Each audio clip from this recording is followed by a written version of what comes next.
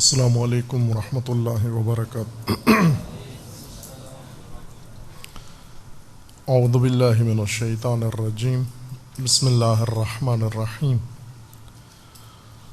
اللہم وفقنا لما تحب وترضى واجعل عاقبۃ امورنا خیرا ولا تکلنا الی انفسنا طرفۃ عین ابدا۔ آج جامعہ عروۃ الوثقی میں شہید گران قدر حضرت آیت اللہ العظمیٰ باقر الصدر رضوان اللہ تعالیٰ علیہ کا 32واں سالانہ یوم شہادت برگزار ہے، اور یہ مناسبت تمام پیروانی راہ ولایت و امامت کو تعزیت و تسلیت عرض ہے۔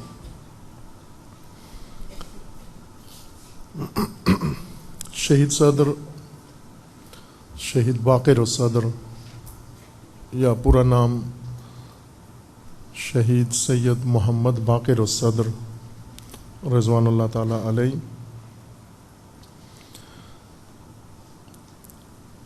ایک ناشناختہ سرمایہ ہیں عالم اسلام کا و جہان تشیع کا بالخصوص، جن کا نام تو کسی حد تک شہادت کی وجہ سے معروف ہوا ہے، شہرہ ہوا ہے، لیکن ان کے افکار، ان کی شخصیت اور ان کے کارنامے ابھی بھی پردہ ابہام میں و حجاب میں باقی ہیں۔ چونکہ یہ زمانہ جس طرح پاکستان میں ایک افراتفری کا زمانہ ہے، بحرانوں کا زمانہ ہے، باقی دنیا میں بھی، دنیا تشیع میں و دنیا اسلام میں بحران زدہ زمانہ ہے، اور ان بحرانوں نے بہت سارے بنیادی مسائل سے ہماری توجہ ہٹا دی ہے، اور ان بحرانوں نے اساسی چیزوں سے توجہ ہٹا کر بہت ہی فرعی اور ثانوی درجے کے مسائل کی طرف انسان کو متوجہ کر دیا ہے۔ وہ بنیادی مسائل میں سے ایک عظیم علمی و شخصیتی سرمایہ جہان اسلام کا، جس کی شناخت و تعارف تمام دنیا اسلام کے لیے ضروری ہے، وہ خصوصاً نسل موجود کے لیے اور نسل آئندہ کے لیے، اور خصوصاً اہل علم کے لیے وہ سرمایہ ابھی ان بحرانوں کے غبار کے نیچے چھپا ہوا اور دبا ہوا ہے۔ چونکہ وقت ہمارا بہت محدود ہے، لہذا اس اہم موضوع کا صرف ایک آدھ پہلو یہاں بیان ہو سکے گا، اور یہ وہ موضوع ہے جسے تسلسل کے ساتھ بیان کرنے کی ضرورت ہے۔ خداوند تبارک و تعالیٰ نے ایک توفیق عنایت فرمائی حوزہ علمیہ قم میں، طلاب قم کی خدمت میں چند سال مفصل گفتگو ہوئی ہے شہید مطہری کی شخصیت کے بارے میں، علمی و عملی اسوہ شہید مطہری کا، اور افکار و ان کی شخصیت کے مختلف پہلو یہ عزیزوں کی خدمت میں بیان ہوئے ہیں، اور ممکن ہے یہاں بھی وہ کتابی شکل میں یا کسی شکل میں عزیزوں کے پاس آ جائے۔ اگر اللہ تعالیٰ نے توفیق دی تو انشاءاللہ شہید صدر کے افکار و شخصیت اور ان کی شخصیت کے مختلف ابعاد و پہلو انشاءاللہ مختلف مناسبتوں میں اور فرصتوں میں عرض ہوں گے انشاءاللہ۔ شخصیت شناسی نہ شخصیت پرستی، جو رائج چیز ہے اس وقت دنیا کے اندر اور خصوصاً پاکستان میں، شخصیت پرستی بت پرستی ہی کی ایک قسم ہے، لیکن شخصیت شناسی معرفت کا ایک حصہ ہے، علوم کا حصہ ہے، معارف میں سے اور معالم میں سے۔ جس طرح قرآن مجید میں خداوند تبارک و تعالیٰ نے انبیاء کرام کے اسوات کا تعارف کروایا ہے، لیکن تاریخی تعارف نہیں کروایا، علمی و عملی تعارف کروایا ہے۔ قرآن مجید نے ہمیں شخصیت انبیاء سے آگاہ کیا ہے، اور اسی طرح امیر المومنین علیہ السلام نے نہج البلاغہ میں اپنی شخصیت کا تعارف کروایا ہے۔ چونکہ شخصیت شناسی معرفت کا ایک اہم حصہ ہے، بہت سارے خطبات میں امیر المومنین علیہ السلام نے اپنی شخصیت کے مختلف پہلو پیش کیے ہیں۔ یہ خود نمائی نہیں ہے بلکہ خود شناسائی ہے، اپنے آپ کو پہچانوانا ہے۔ وہ ہستی اور وہ شخصیت جسے خداوند تبارک و تعالیٰ نے انسانوں کی ہدایت اور رہبری کے لیے مقرر کیا ہو، لیکن انسان اسے نہ پہچان سکیں اور پردہ غفلت و حجاب غفلت میں آ جائیں، اس وقت اگر کوئی اور یہ کام نہ کرے، خود وہ شخصیت اپنی شناخت کرواتی ہے، لیکن نہ خود نمائی کے طور پر۔ بہت ساری شخصیات ایسی ہیں معاصر زمانے میں جن کی علمی شناخت کی ضرورت ہے۔ وہ شناخت نہ صرف ان کی تاریخ پیدائش یا ان کی اولاد یا ان کے رشتے اور ان کے تعلقات اور ان کے شاگرد اور ان کی درسگاہ اور ان کی تالیفات کی حد تک نہ، بلکہ خصوصاً ان کی شخصیت کے علمی، فکری و تربیتی پہلو، جن میں سر فہرست امام امت امام خمینی رضوان اللہ تعالیٰ علیہ ہیں، کہ امام کی شناخت در حقیقت اسلام کی شناخت ہے۔ اتفاقاً جس شخصیت سے آج ہم گفتگو کرنے جا رہے ہیں، انہوں نے دین کی شناخت کے لیے لوگوں کو امام خمینی کا حوالہ دیا ہے کہ آپ امام خمینی کی شخصیت کو سمجھو تاکہ آپ کو اسلام سمجھ میں آ جائے، دین سمجھ میں آ جائے۔ اور شہید صدر ہی کا یہ جملہ تھا کہ چونکہ امام خمینی ذوب ہیں اسلام کے اندر، فانی ہیں اسلام کے اندر، ضم ہیں اسلام کے اندر، یعنی امام خمینی کی شخصیت شہید صدر کے نزدیک ایک مجسم دین کی حیثیت رکھتی ہے، مجسم اسلام کی حیثیت رکھتی ہے۔ شہید صدر ایک معمولی انسان نہیں تھے،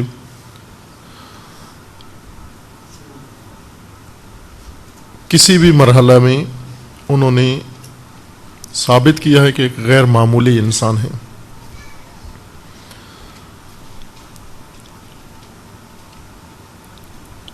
لیکن یہ شخصیت جس ماحول میں اس نے رشد پائی ہے، نشو و نما کی ہے، وہ ماحول ایسی شخصیات کی پرورش کے لیے مناسب ماحول نہیں تھا۔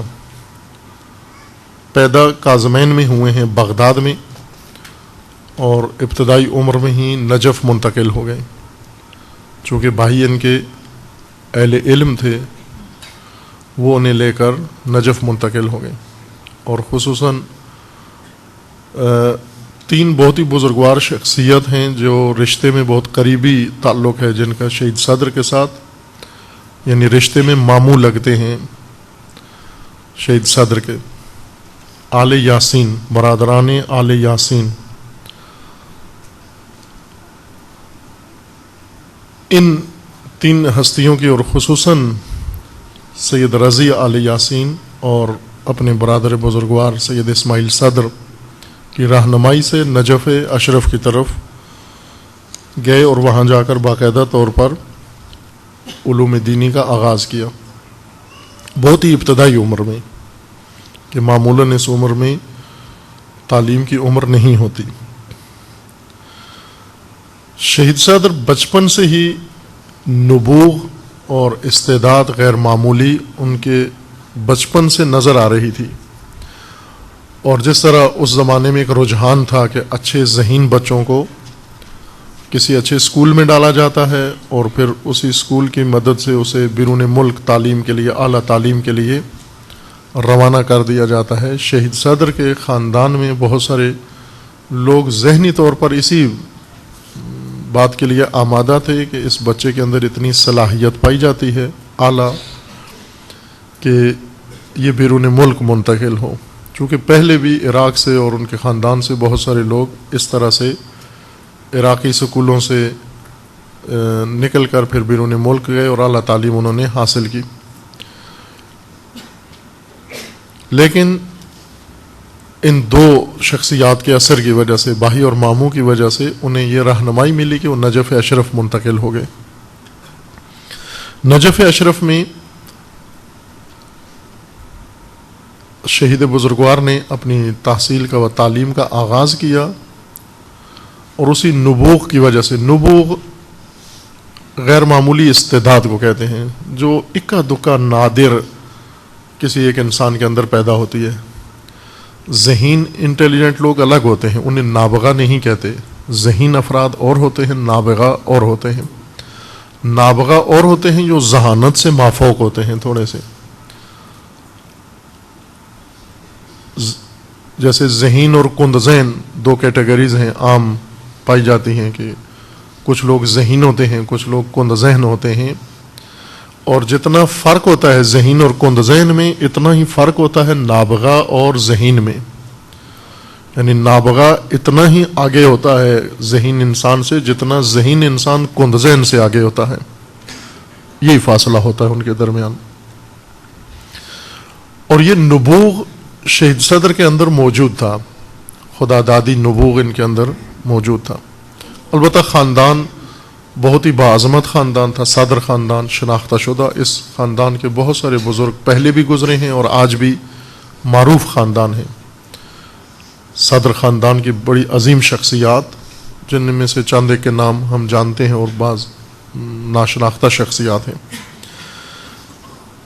لیکن شہید صدر ایک استثناء تھے ابتدا سے، اور ساتھ ہی انہیں رہنمائی مل گئی اپنے برادر کی اور ماموں کی، اور وہ انہیں نجف کے ماحول میں لے آئے. لیکن نجف کا حوزہ اور نجف کا ماحول اس قسم کی شخصیت کی پرورش کے لیے مناسب ماحول نہیں تھا. معمولی استعدادوں کے لیے اچھا ماحول تھا اور ایک روایتی راہ چلانے کے لیے مناسب ماحول تھا.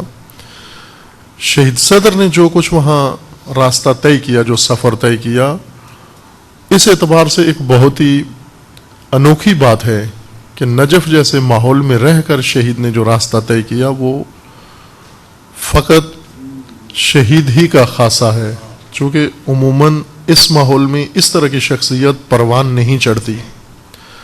ذہین ترین لوگ بھی نجف اشرف میں گئے ہیں، لیکن نجف کا جو ماحول و محیط تھا، جو نجف میں قدیم سے، چونکہ بہت قدیم حوزہ علمیہ نجف کے اندر 1000 سال سے جیسا کہا جاتا ہے قائم ہے، اور اس حوزے کے اپنے خاص اقدار، اپنی ویلیوز، اپنے اس کے اصول تھے.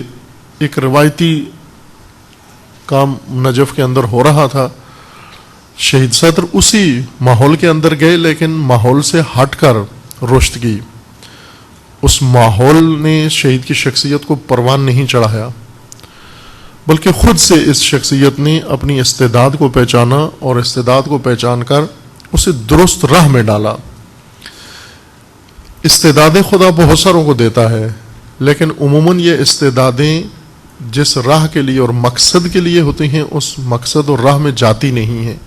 انہیں کسی اور سمت میں ڈال دیا جاتا ہے، یا گھر کے بڑے ماں باپ یا خاندان کے کچھ اور لوگ یا اساتید یا ماحول استعدادوں کو کسی اور راہ پر ڈال دیتا ہے.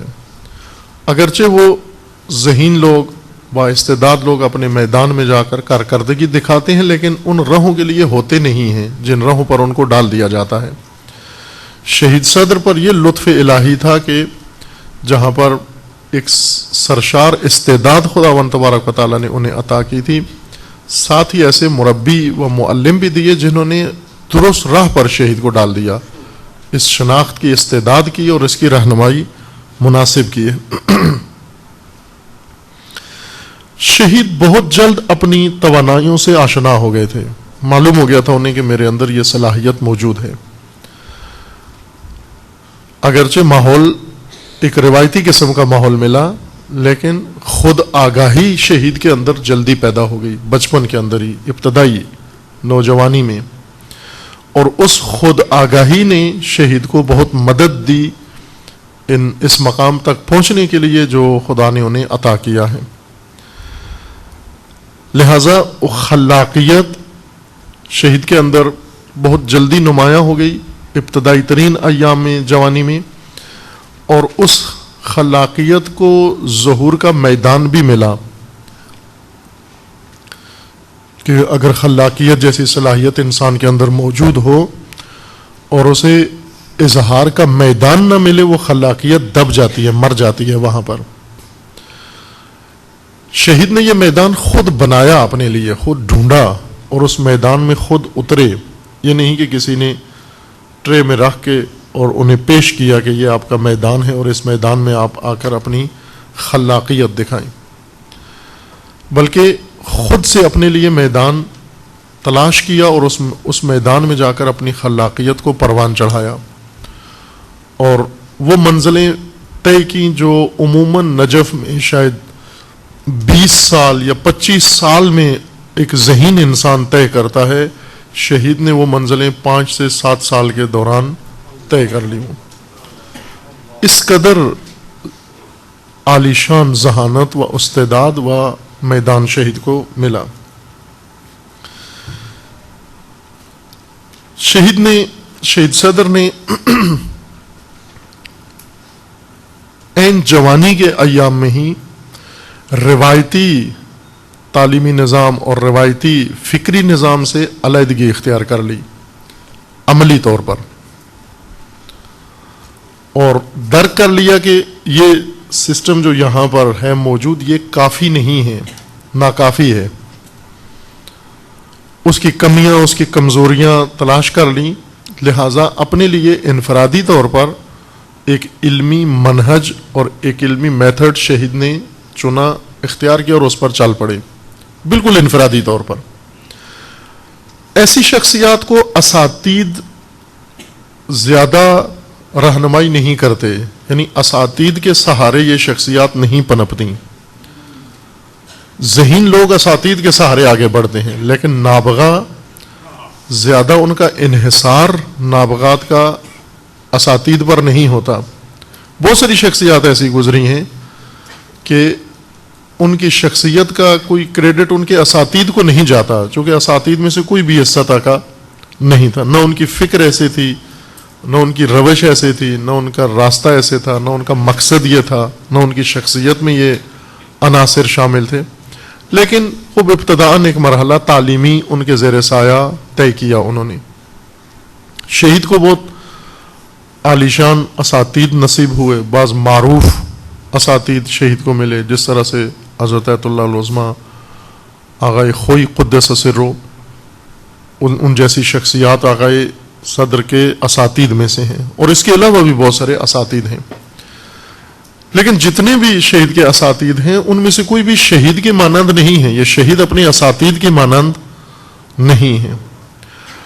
شہید کے شاگردوں میں بھی کوئی شہید کی طرح نہیں ہے، اگرچہ بہت بڑی شخصیات ہیں، اعلیٰ شخصیات ہیں۔ اس وقت مراجع ہیں، چند سطح مرجعیت پہ پہنچی ہوئی شخصیات شہید صدر کے شاگردوں میں سے ہیں، جن میں بہت نامآور 2-3 شخصیات میں سے ایک جناب سید کاظم حائری ہیں دامہ ظلہ العالی، جو اس وقت مراجع تقلید میں سے ہیں، اور ان میں سے ایک سید محمود شاہرودی ہیں،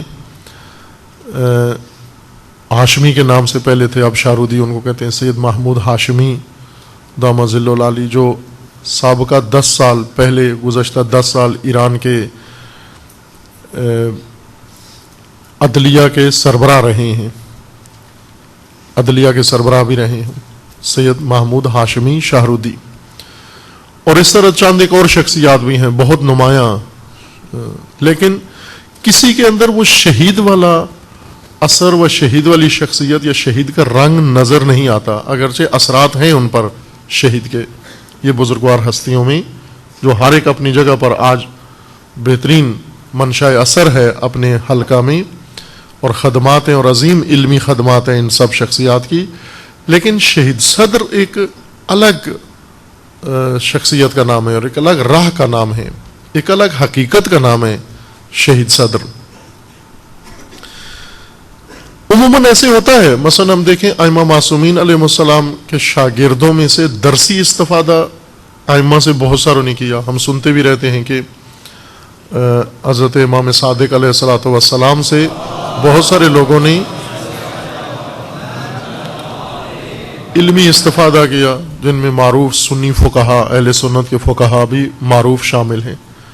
اب یہ درسی شاگرد تھے شہید امام کے، امام معصوم کے درسی شاگرد تھے۔ درسی شاگرد ضروری نہیں کہ فکر بھی لے اپنے استاد سے، درسی شاگرد ضروری نہیں کہ باقی چیزیں بھی استاد سے لے، صرف درس لیتا ہے، درس میں بھی صرف کتاب پڑھتا ہے، اصطلاح سیکھتا ہے استاد کے پاس بیٹھ کر۔ درسی شاگرد شہید صدر کے بھی، امام خمینی کے بھی بہت سارے گزرے ہیں، امام کے درسی شاگرد جنہوں نے امام سے درس لیا ہے لیکن امام سے درس کے علاوہ کچھ اور نہیں لیا، یعنی اصطلاحات امام کے پاس پڑھی، اصول امام کے پاس پڑھا، علم کلام فلسفہ امام کے پاس پڑھا، لیکن راہ امام سے نہ آشنا ہے، وہ نابلد ہیں۔ اور بعض تو ان میں سے ایسے ہیں جو الٹ چلے ہیں شاگرد امام خمینی کے، لیکن راہ ان کی امام کے برعکس ہے۔ جس طرح سے امام ششم کے شاگردوں میں سے، درسی شاگردوں میں سے کچھ ایسے تھے جو امام کے مقابلے میں آئے اور آ کر اپنا مکتب فقہی قائم کیا۔ یہ اگرچہ بظاہر شاگرد تھے امام صادق کے، لیکن امام کے مقابلے میں آ کر اپنا مکتب فقہی قائم کیا اور اپنی امامت فقہی کا پرچار کیا۔ یہ ہوتا ہے سلسلہ، ہر شاگرد استاد سے وہ سب کچھ نہیں لیتا جو کچھ استاد کے پاس موجود ہے۔ بہت بڑی بڑی شخصیات کے شاگرد ہیں، شاگردان ہیں، لیکن کسی نے فقہی استفادہ کیا ہے، کسی نے کوئی ایک خاص علم پڑھ لیا ہے، کسی نے کوئی خاص موضوع پڑھ لیا ان کے پاس جا کر، لیکن مکمل طور پر اس شخصیت کو اپنے اندر اتارنا یہ نہیں ہوا۔ کم اتفاق ہوا ہے ایسے کہ کسی شاگرد نے استاد سے ہر وہ چیز سیکھی ہو جو استاد کے اندر موجود ہے۔ مثلا ہم یہ کہہ سکتے ہیں کہ افلاطون کے شاگرد تھے ارسطو نے ہر وہ چیز لے لی ہے جو افلاطون کے اندر موجود تھی، یعنی صرف درس نہیں پڑھا بلکہ ارسطو نے بہت کچھ سیکھا افلاطون سے۔ اور اس طرح بعض ارسطو کے شاگردان تھے جنہوں نے ہر وہ چیز ارسطو سے سیکھی ہے جو ارسطو کے پاس موجود تھی۔ ارسطو جو بہت نامی فیلسوف ہیں۔ اس طرح تاریخ میں گزرے ہیں بہت سارے لوگ، لیکن کچھ اساتید ایسے گزرے ہیں جن سے شاگرد کچھ بھی نہیں لے سکے، جیسے ابن سینا ہیں۔ ابن سینا کے بہت معروف شاگرد گزرے ہیں، لیکن انہوں نے ابن سینا سے صرف اصطلاحات فلسفی سیکھی ہیں یا صرف طب سیکھی ہے، طبابت سیکھی ہے، لیکن ابن سینا سے باقی کچھ بھی نہیں سیکھ سکے۔ اس کی وجہ یہ ہوتی ہے کہ بعض اوقات ایک شخصیت کے پاس اتنا سرمایہ ہوتا ہے کہ وہ سرمایہ سیکھنے کے لیے بھی اتنی ہی صلاحیت چاہیے ہوتی ہے جتنی اس شخصیت کے اندر موجود ہے، اتنا ظرف چاہیے ہوتا ہے جتنا ظرف خدا نے اس شخصیت کو عطا کیا ہوتا ہے۔ اگر اتنی ظرفیت نہ ہو، اتنی استعداد نہ ہو، اتنی ذہنیت نہ ہو، ہرگز انسان وہ سرمایہ یا وہ چیز دریافت نہیں کر سکتا جو ہونی چاہیے۔ ہمارے تاریخ کے اندر بہت ایسی شخصیات ہیں، مثلا ملا صدرہ وہ شخصیت ہیں جن کو کوئی شاگرد میسر نہیں آیا۔ دو معروف شاگرد ہیں ملا صدرہ کے، دونوں ان کے داماد ہیں، ایک فیض اور ایک فیاض۔ ایک نے ایک چیز سیکھ لی، دوسرے نے دوسری چیز سیکھ لی، لیکن کوئی بھی فیض و فیاض ملا صدرہ نہیں سمجھ سکے، یعنی ملا صدرہ کا مکتب نہیں سمجھ سکے۔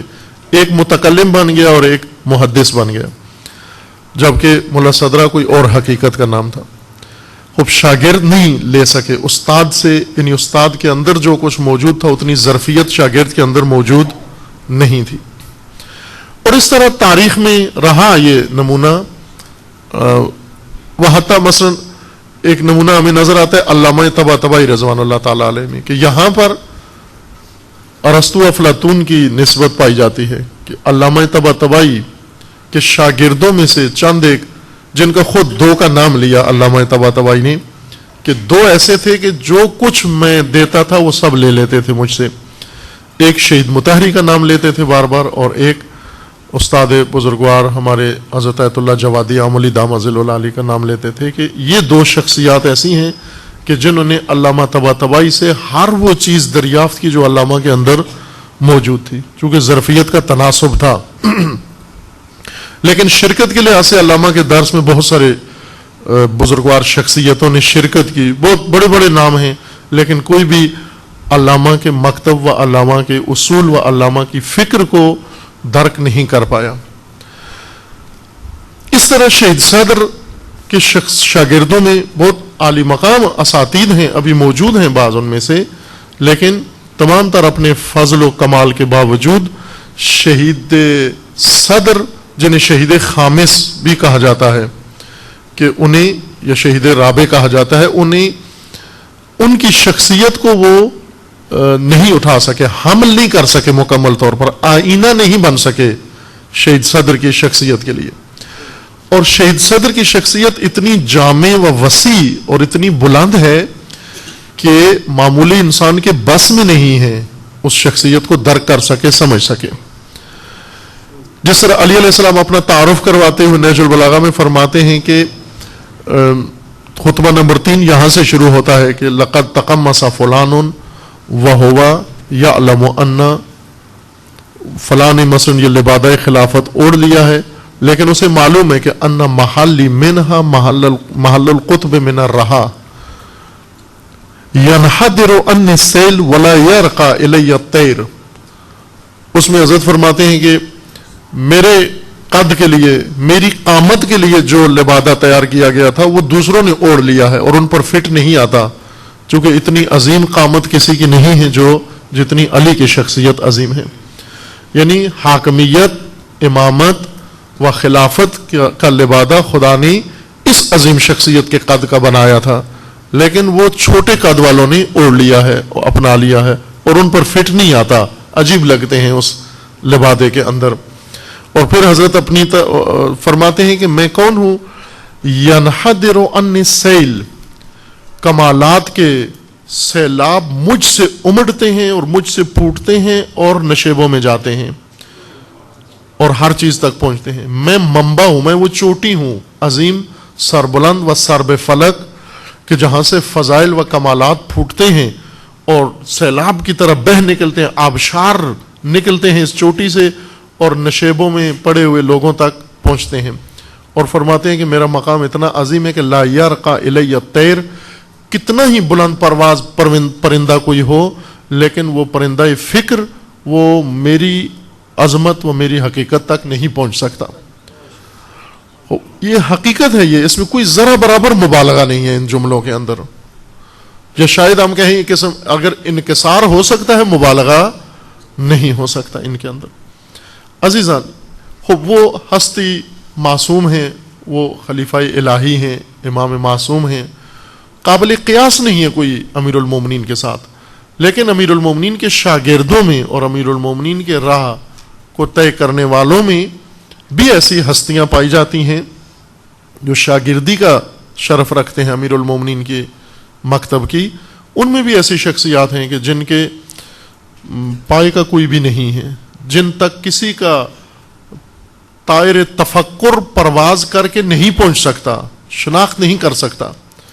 ان ہستیوں میں امام خمینی ہیں، ان ہستیوں میں شہید مطہری ہیں، ان ہستیوں میں شہید صدر ہیں.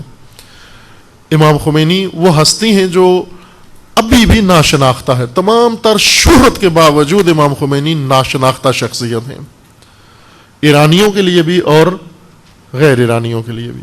اس میں ذرا مبالغہ نہیں ہے. امام خمینی سے زیادہ شہرت خدا نے کسی اور کو نہیں دی. شاید روئے زمین پر شہرت اتنی کسی کو نہیں ملی جتنی امام کو ملی ہے، لیکن شناخت امام کا مرحلہ ابھی باقی ہے. شہرت ہوئی ہے، تشہیر ہوئی ہے، شناخت اور معرفت کا عمل ابھی طے نہیں ہوا. اس لیے کہ یہ مرحلہ طے کرنے کے لیے انسان کو بلوغ کی ضرورت ہے، اور وہ بلوغ فکری جس نسل میں پیدا ہوا انہیں معرفت ہوگی کہ یہ ہستی کیا ہے، یہ امام کیا ہے.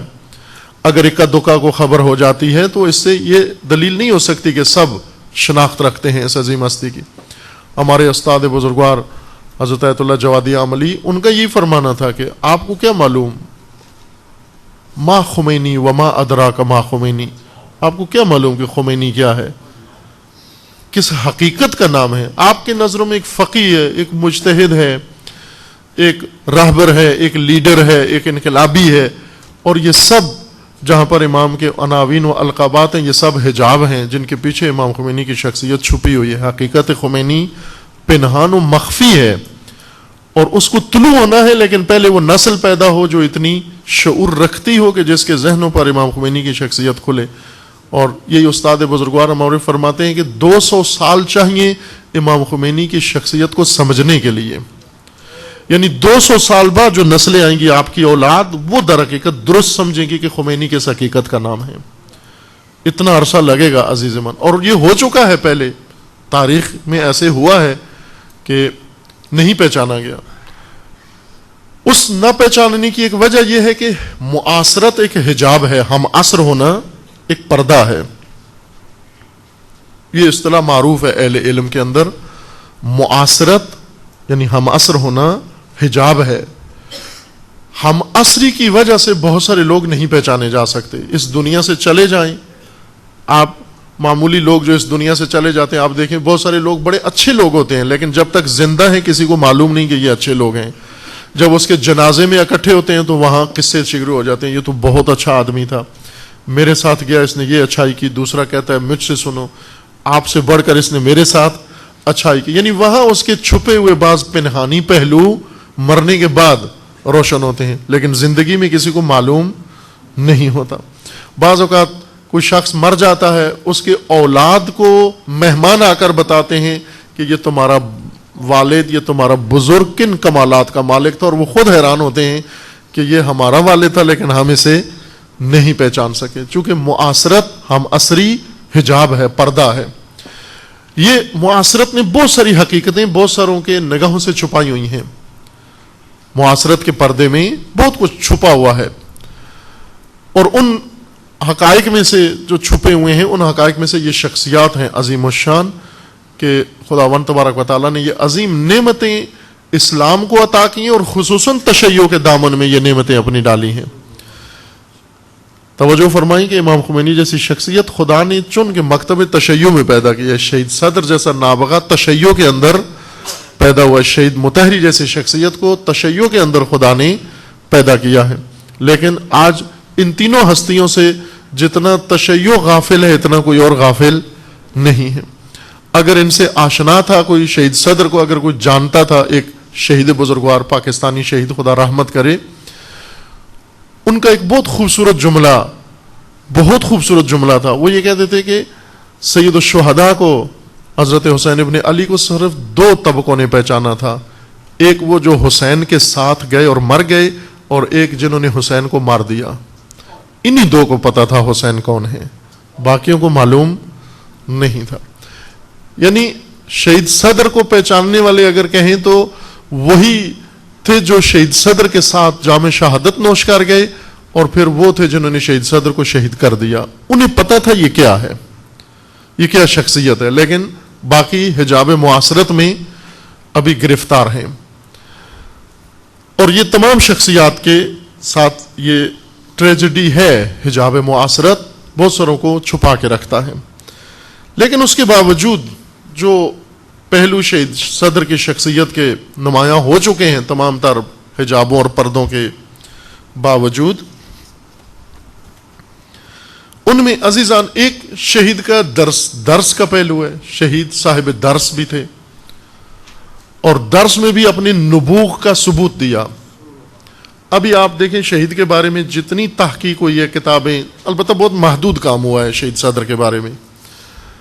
شہید صدر نے جو سلیبس حوضوں کے لیے لکھا وہ رائج نہیں ہوا، لیکن اس حد تک رائج نہیں ہوا جیسے ہونا چاہیے تھا، وہ مقام نہیں ملا، ابھی وہ شناخت پیدا نہیں ہوئی۔ بہت ساری وجوہات ہیں اس کے اندر۔ شہید کے افکار ابھی اس طرح سے نہیں پھیلے، حتیٰ عراق کے اندر نہیں پھیلے، نجف کے اندر نہیں پھیلے، اور بہت سارے حلقوں میں جہاں ہونے چاہیے افکار شہید وہاں نہیں پہنچے۔ لیکن جو تھوڑی بہت شناخت شہید صدر کے بارے میں ہے، اگر آپ سنیں گے بھی کسی سے، تو وہ فقط شہید کا درسی پہلو ہے کہ واقعا جب نابغہ انسان درس کے میدان میں اترتا ہے تو اپنے نبوغ کا اثر دکھاتا ہے، اور شہید نے درس میں نبوغ دکھایا، اپنا فوق العادہ کارکردگی دکھائی شہید نے، اتنی فوق العادہ کارکردگی دکھائی کہ شہید بہت ابتدا میں، اب 12 یا 15 سال کی عمر میں ایک بہترین مدرس تھے حوزہ علمیہ نجف کے، 12 یا 15 سال کی عمر میں ایک بہت عالی مدرس تھے، 20 سال کی عمر میں درجہ اجتہاد پر فائز ہو گئے تھے، 20 سال کی عمر میں مجتہد تھے، تمام ایک حقیقی مجتہد، اور اس سے پہلے بہت ساری کتابیں تالیف کر چکے تھے، تنقیدی کتابیں علوم کے اوپر، اس سے پہلے بہت سارے ایسے دشوار وادیوں میں درسی میدان میں اپنی صلاحیت کا لوہا منوا چکے تھے شہید۔ یہ درسی پہلو ہے جو شہید کا نمایاں ہوا ہے، کسی حد تک محل توجہ و مورد توجہ قرار پاتا ہے، لیکن شہید صدر کا نبوغ فقط درس میں ظاہر نہیں ہوا۔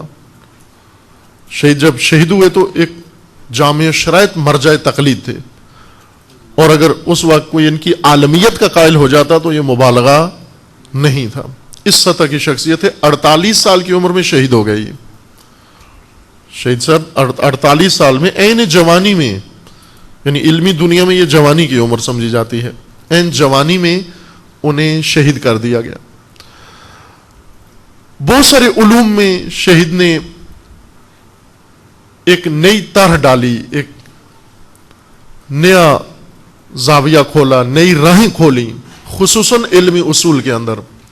علمی اصول فقاہت کی منطق ہے، لاجک ہے فقاہت کی، فقہ کو سمجھنے کے لیے، شریعت کو سمجھنے کے لیے جس منطق کی ضرورت ہے اسے اصطلاح میں، طالب مدرسے کی اصطلاح میں علم اصول فقہ کہا جاتا ہے۔ اور اس میدان میں شہید نے بہت انوکھا کارنامہ انجام دیا ہے، جو ابھی ہاضم نہیں ہوا، لیکن صدیوں تک شاید توقع نہیں ہے کہ اس سطح کی چیز کوئی آئے گی کسی اور کے ذہن سے۔ بعید نہیں ہے کوئی نکل آئے شخصیت، لیکن عموماً جو فضا ہوتی ہے اس میں نظر نہیں آتا۔ اسی طرح فقہ میں شہید نے اپنا کمالات دکھائے، اور منطق کے اندر، خصوصاً علم منطق میں، علم منطق کے وہ پہلو جو رائج منطقی سلیبس میں سرے سے توجہ ہی نہیں ہوتی تھی، ان پہلوؤں کو شہید نے بتایا اور اعلیٰ سطح پر انہیں پیش بھی کیا، جن میں سے معروف کارنامہ شہید کا رائج منطق، قیاسی منطق یا کہیں ارسطوئی منطق، اس کے ساتھ ساتھ شہید نے جو ایک اہم پہلو منطق کا زندہ کیا وہ منطق استقرائی ہے، کہ اہل منطق جانتے ہیں اس اصطلاح کو، منطق استقرائی۔ اور اس طرح سے شہید نے ایک نیا زاویہ، ایک نیا باب علم منطق کے اندر اہل علم کے سامنے رکھا، اور اس کے ساتھ ساتھ عصری ضرورتوں کو اندر بھی اپنی علمی صلاحیتیں بروئے کار لائے، جن میں رائج نظریات فلسفی ان کو نقد بھی کیا، تنقید بھی کی، اور ایک جامع نظام بھی پیش کیا، جس میں معروف کتاب شہید کی فلسفہ نا ہے۔ فلسفہ نا میں کمیونزم کے فلسفے کو، مادیت کو، ڈائلیکٹک کو نقد کیا، جو اس وقت حاکم فلسفہ تھا شہید کے زمانے میں، یعنی جس نے پوری دنیا کے علمی حلقوں کو تسخیر کر لیا تھا، شہید نے اس فلسفے کو لے کر اس کے اوپر تنقید کی، اور بہترین کتاب جو اس زمانے تک تالیف ہوئی تھی وہ شہید کی کتاب تھی فلسفہ نا، جس کا ترجمہ ظاہراً ہمارا فلسفہ کے نام سے کرتے ہیں۔ اسی طرح چونکہ مارکسزم نے، کمیونزم نے آ کر دنیا تسخیر کر لی تھی، آئیڈیالوجی بھی کمیونزم پیش کر رہا تھا، اور اقتصادی نظام بھی کمیونزم کا دنیا کے اندر مقبول ہو رہا تھا۔ سوشلزم کمیونزم کا پیش کیا گیا اقتصادی نظام تھا سرمایہ داری نظام کے مقابلے میں۔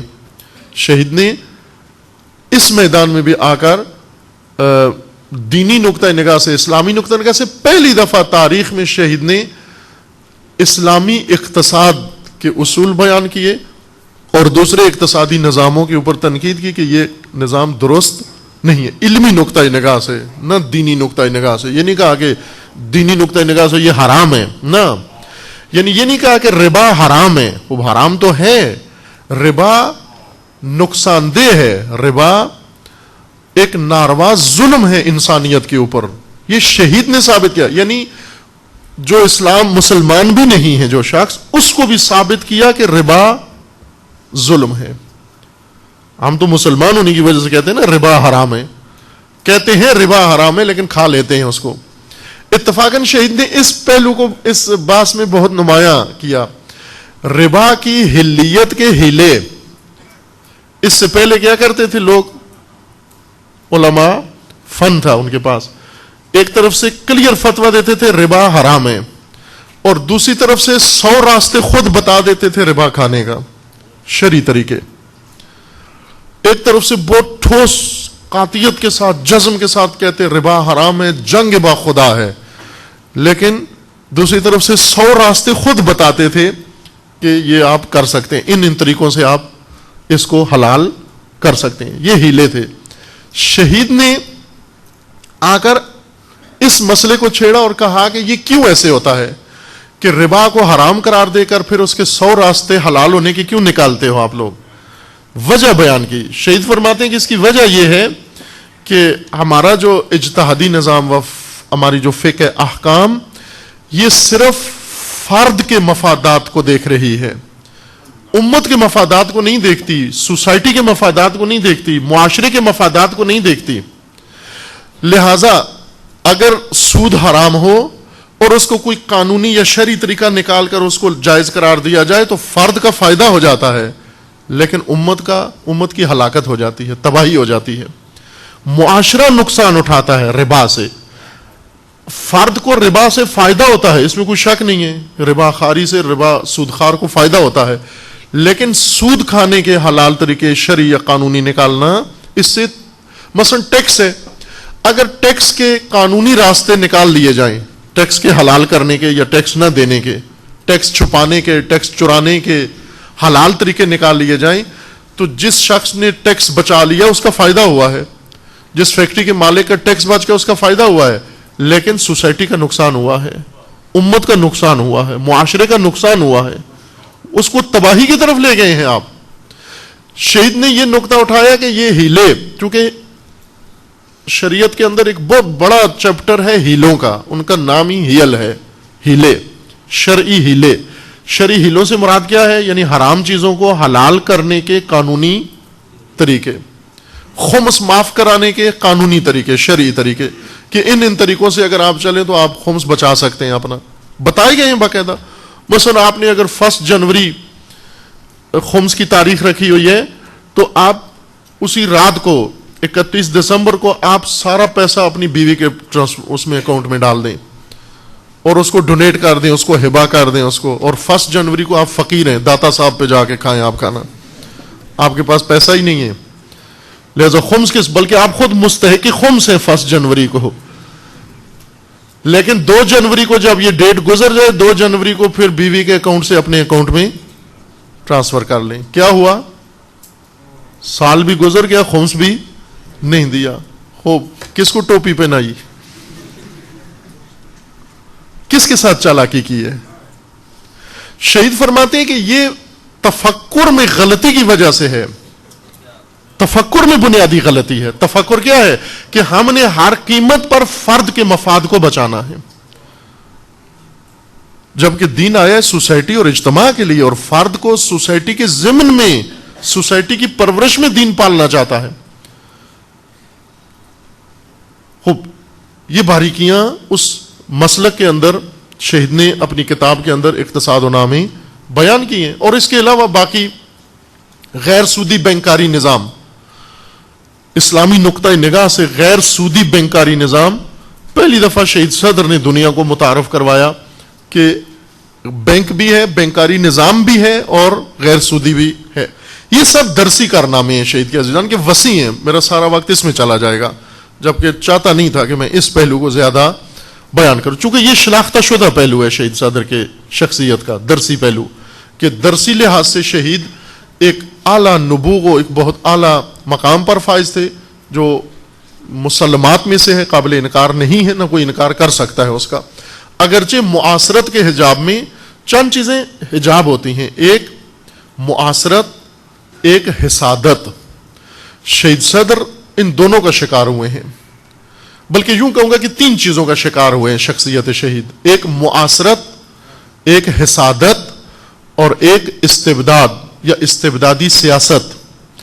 استبدادی سیاست صدام اور حزب بعث جنہوں نے شہید کو کچلا، اور ایک حسادت، حسد، ایسے لوگ جو شہید کے زمانے میں تھے اور مدعی تھے ہر چیز کے کہ ہم بہت کچھ ہیں، لیکن انہوں نے دیکھا کہ ایک شخصیت جوان تر مثلا وہ اس مقام تک پہنچ گئی ہے، اور انہوں نے اپنے حسد کو ہرگز نہیں چھپایا اور اسے برملا کیا اور بہت شدت کے ساتھ شہید کی شخصیت کو سرکوب کیا، حتیٰ اس حد تک کہ شہید کے بارے میں اسلام سے خارج ہونے کے فتوے بھی دیے کہ یہ اسلام سے ہی خارج ہیں. کیوں؟ اس لیے کہ یہ نئی باتیں کرتے ہیں مثلا. اور ایک معاصرت ہے، معاصرت یعنی ہم عصر ہونا، لہذا شہید کے افکار کی طرف توجہ نہیں کرتے تھے. کیوں نہیں کرتے تھے؟ خوب کہتے تھے یہ تو اپنا آدمی ہے، مثلا ہمارا نجف کے حوزے کا پڑھا لکھا آدمی ہے. خوب کس کے افکار کی طرف توجہ ہونی چاہیے؟ کم از کم اس کو مرے ہوئے 500 سال ہوں تاکہ ہم اس کے افکار کی طرف توجہ کریں. یہ ایک غلط روش رائج ہے ہمارے ہاں کہ جب تک شخصیت مر کے 500 سال کی نہیں ہو جاتی مرحوم، اس وقت تک اس کے افکار کی طرف توجہ نہیں کی جاتی. یہ ہمارا سٹینڈرڈ ہے کہ مرحوم کی 500 سال عمر ہونی چاہیے، مرنے کے بعد اس کے باتوں کی طرف آئیں گے. لیکن آپ دوسری دنیا میں، مغربی دنیا میں جا کر دیکھیں، وہ اکثر مرحومین کو بھول جاتے ہیں، موجودین کو زیادہ اہمیت دیتے ہیں. جو ان کے زمانے کے اسکالر ہیں ان کو زیادہ اہمیت دیتے ہیں، جن کے افکار کا راج ہے آج ان کو زیادہ اہمیت دیتے ہیں. ان کے افکار کو پھیلانے کے لیے، ان کے افکار کی ترویج کے لیے سیمینار ہوتے ہیں، کانفرنسز ہوتی ہیں، بہت کچھ ہوتا ہے. آغا قراتی کے بقول کہ وہ فرماتے ہیں کہ اگر یہ آغا جوادی آملی مغرب میں ہوتے تو ہفتے کے 7 دنوں میں 9 سیمینار صرف جوادی آملی کے افکار پر ہوتے اگر یہ شخصیت مغرب میں ہوتی. لیکن چونکہ مشرق میں ہے اور وہ بھی تشیع کے دامن میں ہے، لہذا 900 سال میں ایک سیمینار بھی ان کے افکار پر ہونا متوقع نہیں ہے. اب یہ معاصرت کا حجاب اس حد تک آڑے آتا ہے. عزیزان، ہمیشہ عرض کیا آپ کی خدمت میں کہ امام خمینی درس میں بہت اعلیٰ تھے، واقعاً بہت اعلیٰ تھے درس میں، بے نظیر تھے امام خمینی درس میں. شہید مطہری درس میں بہت بے نظیر انسان تھے، شہید صدر درس میں بہت بے نظیر انسان تھے. ان سے بہتر درس نہ کسی نے پڑھا نہ کسی نے دیا. درس دینے میں بھی لاجواب اور درس پڑھنے میں بھی لاجواب، ہر حوالے سے، کمیت کے لحاظ سے اور کیفیت کے لحاظ سے، کوالٹی اور کوانٹٹی ہر دو. یعنی سب سے اعلیٰ درجے کا درس پڑھا اور سب سے بہترین طریقے سے درس پڑھا اور سب سے اعلیٰ سطح تک درس دیا اور سب سے اعلیٰ انداز سے درس دیا. انہوں نے، یہ ہنر تھا ان شخصیات کے اندر. لیکن امام خمینی کو خمینی درس نے نہیں بنایا. شہید مطہری درس سے مطہری نہیں بنے، شہید صدر درس سے صدر نہیں بنے. درس کے ساتھ ان بزرگوار ہستیوں کے اندر 2 اور صلاحیتیں ہیں درسی صلاحیتوں کے علاوہ.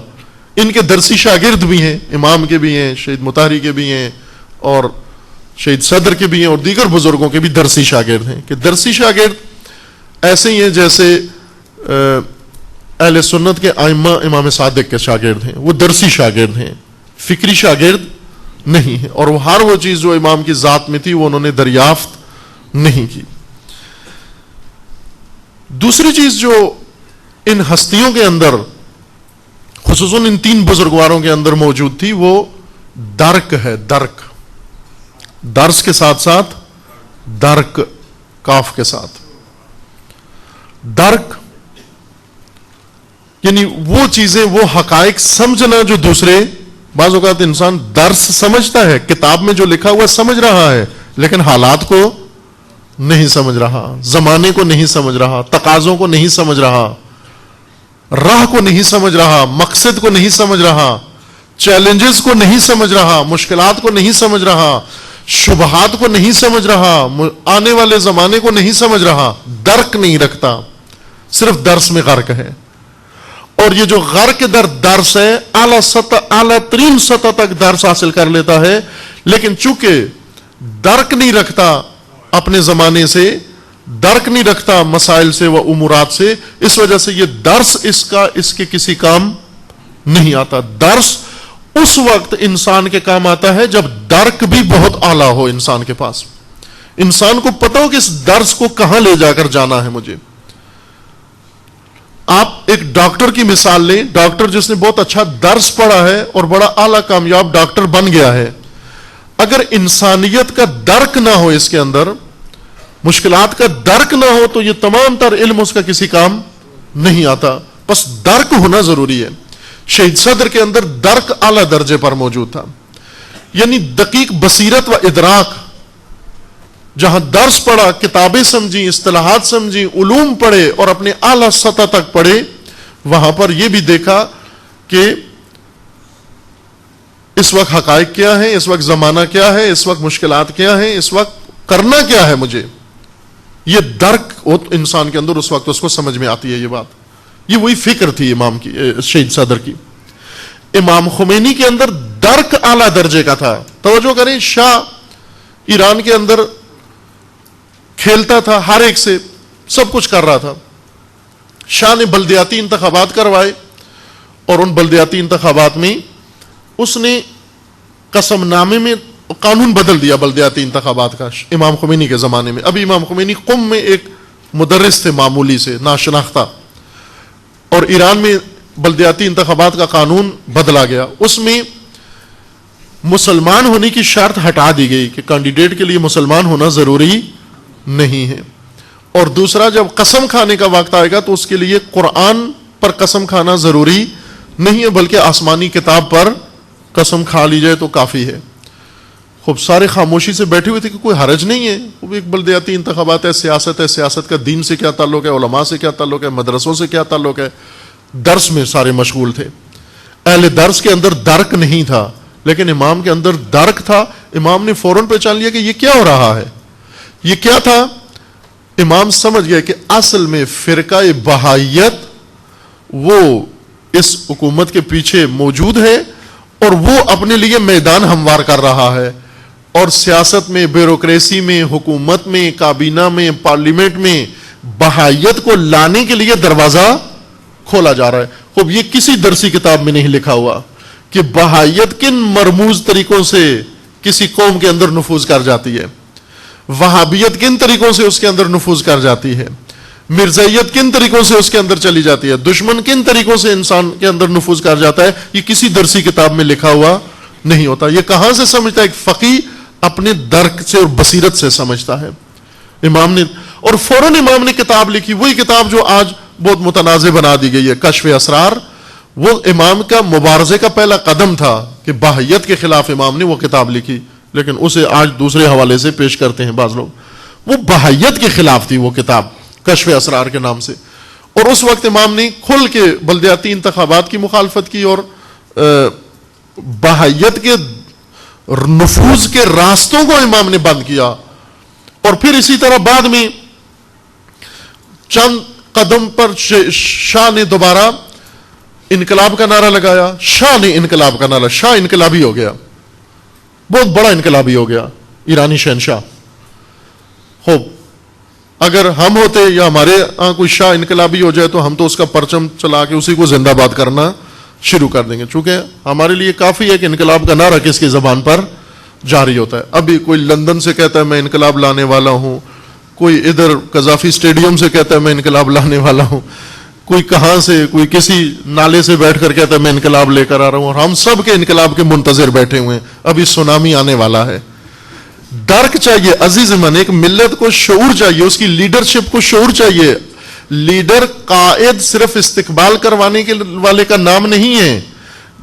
لیڈر یعنی قوم کا مغز، قوم کا درک، قوم کا سینس لیڈر کہلاتا ہے. یعنی جو چیزیں قوم کو سمجھ نہیں آتی وہ اس کو سمجھ آ رہی ہوتی ہے کہ یہ کہاں کون آ رہا ہے اور کس لیے آ رہا ہے. اب شاہ انقلابی ہو گیا, سب خوش ہو گئے کہ شاہ نے انقلاب شروع کر دیا. امام نے اس وقت آ کر اس انقلابی شاہ کو بتایا کہ یہ سب دھوکہ ہے. یہ در حقیقت کیا ہے؟ امریکی اصلاحات, امریکی ریفارمزم شاہ انقلاب کے نام سے لے کر آ کر ملک کے اندر نافذ کرنا چاہتا تھا. خوب یہ کیا تھا؟ درک امام خمینی تھا. یہ درس میں نہیں لکھا ہوا تھا, چونکہ درس سب نے پڑھا تھا, امام نے بھی وہی درس پڑھا تھا. درسی کتاب میں یہ نہیں لکھا ہوتا کہ امریکہ کن بہانوں سے رسوخ کرے گا تیری ملت کے اندر, تیری قوم کے اندر. یہ درک چاہیے اس فقیہ کو, لیڈر کو درک چاہیے. امام کے اندر یہ درک موجود تھا. اور پھر اس کے بعد بتدریج شاہ نے ایک سے ایک قدم اٹھایا. پھر امریکہ کے ساتھ معاہدہ کیا. کیپٹولیشن قانون جو آج پاکستان میں منظور کیے بغیر نافذ ہو چکا ہے اور عراق میں منظور کیا گیا ہے. اس قانون کے تحت کسی غیر ملکی کو دوسرے ملک کے اندر مکمل تحفظ حاصل ہوتا ہے. یعنی اس کی عدالت میں اس کے مجرم کو نہیں پکڑا جاتا, کوئی کیس اس پر نہیں چلتا, ہر چیز اس کے لیے فری ہوتی ہے, کوئی سیکیورٹی زون, ریڈ زون اس کے لیے نہیں ہوتا. اس وقت عراق کے ساتھ باقاعدہ طور پر امریکہ نے یہ معاہدہ کیا ہے. یعنی یوں توجہ فرمائیں, حاصل خلاصہ اس کا یہ ہے اس قانون کا کہ امریکیوں کو امریکہ میں اتنی کھلی آزادی نہیں ہے امریکیوں کو جتنی عراق میں ان کو آزادی ہے. چونکہ ایک امریکی جب ایئرپورٹ پہ جاتا ہے, امریکہ کے ایئرپورٹ میں باقاعدہ کسٹم سے گزرتے اس کی چیکنگ ہوتی ہے, لیکن یہی جب عراقی کسٹم سے گزرے گا اس کی چیکنگ نہیں ہوگی, اس کی امیگریشن نہیں ہوگی, کیونکہ قانون ہے. یہی حال اس وقت پاکستان میں ہے. پاکستان میں البتہ چونکہ پاکستانیوں کے ساتھ انہیں معاہدہ کرنے میں ننگ و آر محسوس ہوتی ہے. بس ان فرض کر لیں کہ کوئی آپ کا نوکر ہو, آپ سیٹھ ہیں بہت بڑے لینڈ لارڈ, اور نوکر اٹھ کے کہے میرے ساتھ ایگریمنٹ کرو, وہ آپ اسی وقت اس کو مارنا شروع کرتے ہیں. تو یہ منہ اور مسور کی دال, تیرے ساتھ میں ایگریمنٹ کروں, تو دیکھتا نہیں شکل اپنی آئینے میں جا کر دیکھ, تو اس قابل ہے کہ میں تیرے ساتھ ایگریمنٹ کروں. آپ توجہ کریں, انڈیا کے ساتھ ایگریمنٹ کرتے ہیں, پاکستان کے ساتھ کوئی ایگریمنٹ نہیں کرتے, کوئی ایگریمنٹ نہیں کرتے. کیا کرو؟ اپنی پارلیمنٹ میں ذلت کی قراردادیں پاس کرواؤ, ہمارے ساتھ کوئی ایگریمنٹ نہیں ہے. 9 دن پورا شور مچاتے رہے کہ جی امریکہ کے ساتھ تعلقات پہ غور ہوگا, نئی پالیسی مرتب ہوگی, سب کچھ ہوگا. 3 گھنٹے کے اندر اندر سب طے ہو گیا. حزب مخالف بھی حزب اقتدار کے ساتھ مل گئی, اور سب نے آ کر جتنے شور مچا رہے تھے سب آسانی سے, ٹھیک ہے جی امریکہ, پاکستان اس کا اپنا ملک ہے, امریکہ عزت مآب ہے, اس کو کون روک سکتا ہے. پاکستانی اصل مجرم ہے پاکستان کے اندر, امریکہ آزاد ہے. یہ قانون, یہ قرارداد و یہ ایگریمنٹ کیے بغیر پاکستان کے اندر ہے. خوب یہ ایران کے ساتھ ہوا, امریکہ نے یہ معاہدہ ایران کے ساتھ کیا, شاہ کے ساتھ, اور اس کے مطابق امریکی کھلے بندوں گھومتے تھے.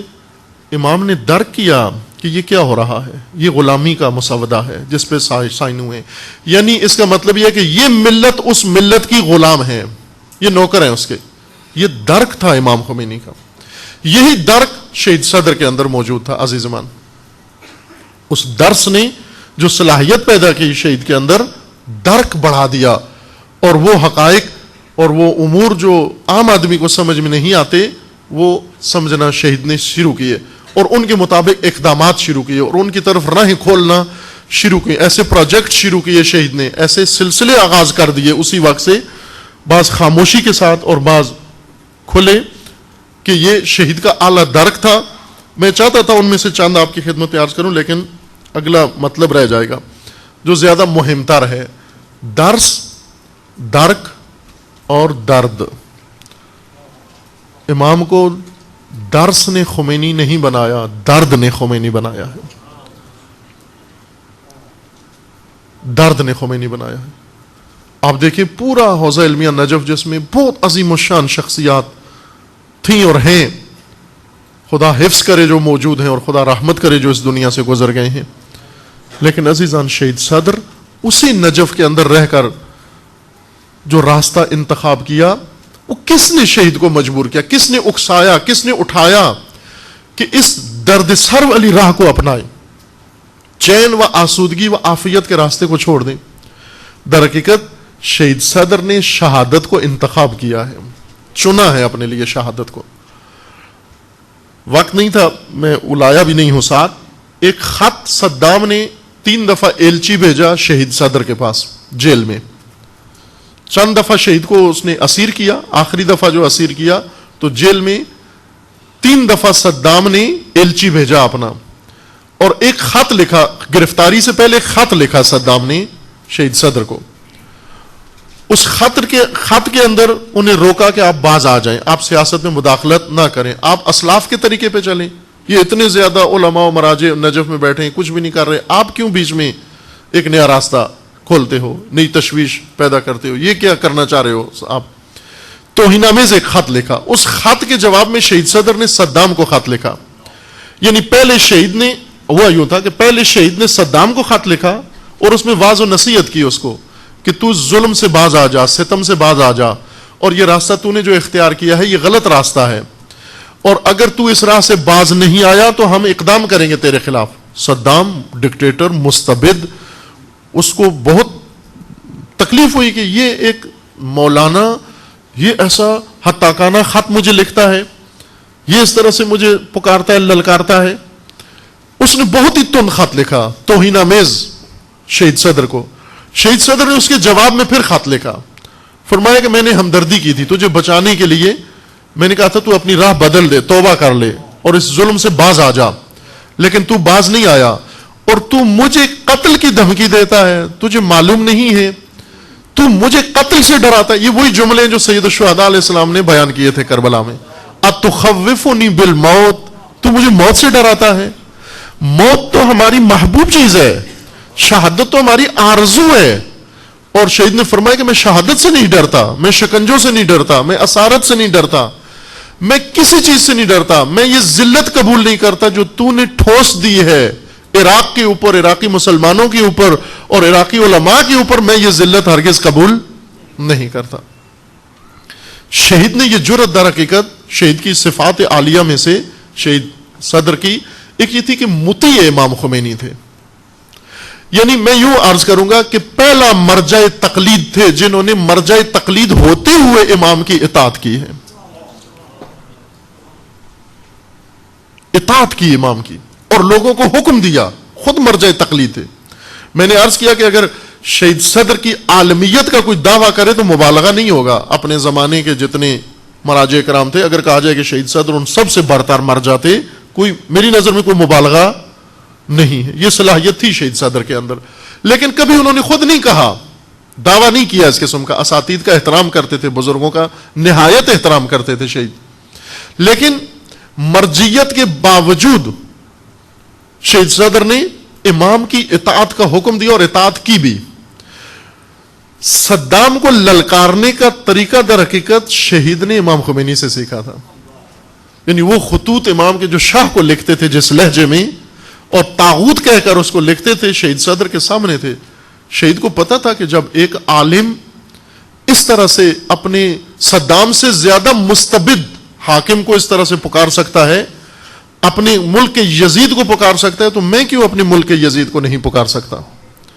اور شہید نے وہاں لکھ بھی دیا کہ مجھے معلوم بھی ہے کہ تو کیا کرے گا اور میں اس کے لیے تیار ہوں. لیکن شہید نے اس میں ایک بہت مزیدار بات لکھی. اور کیا بات لکھی؟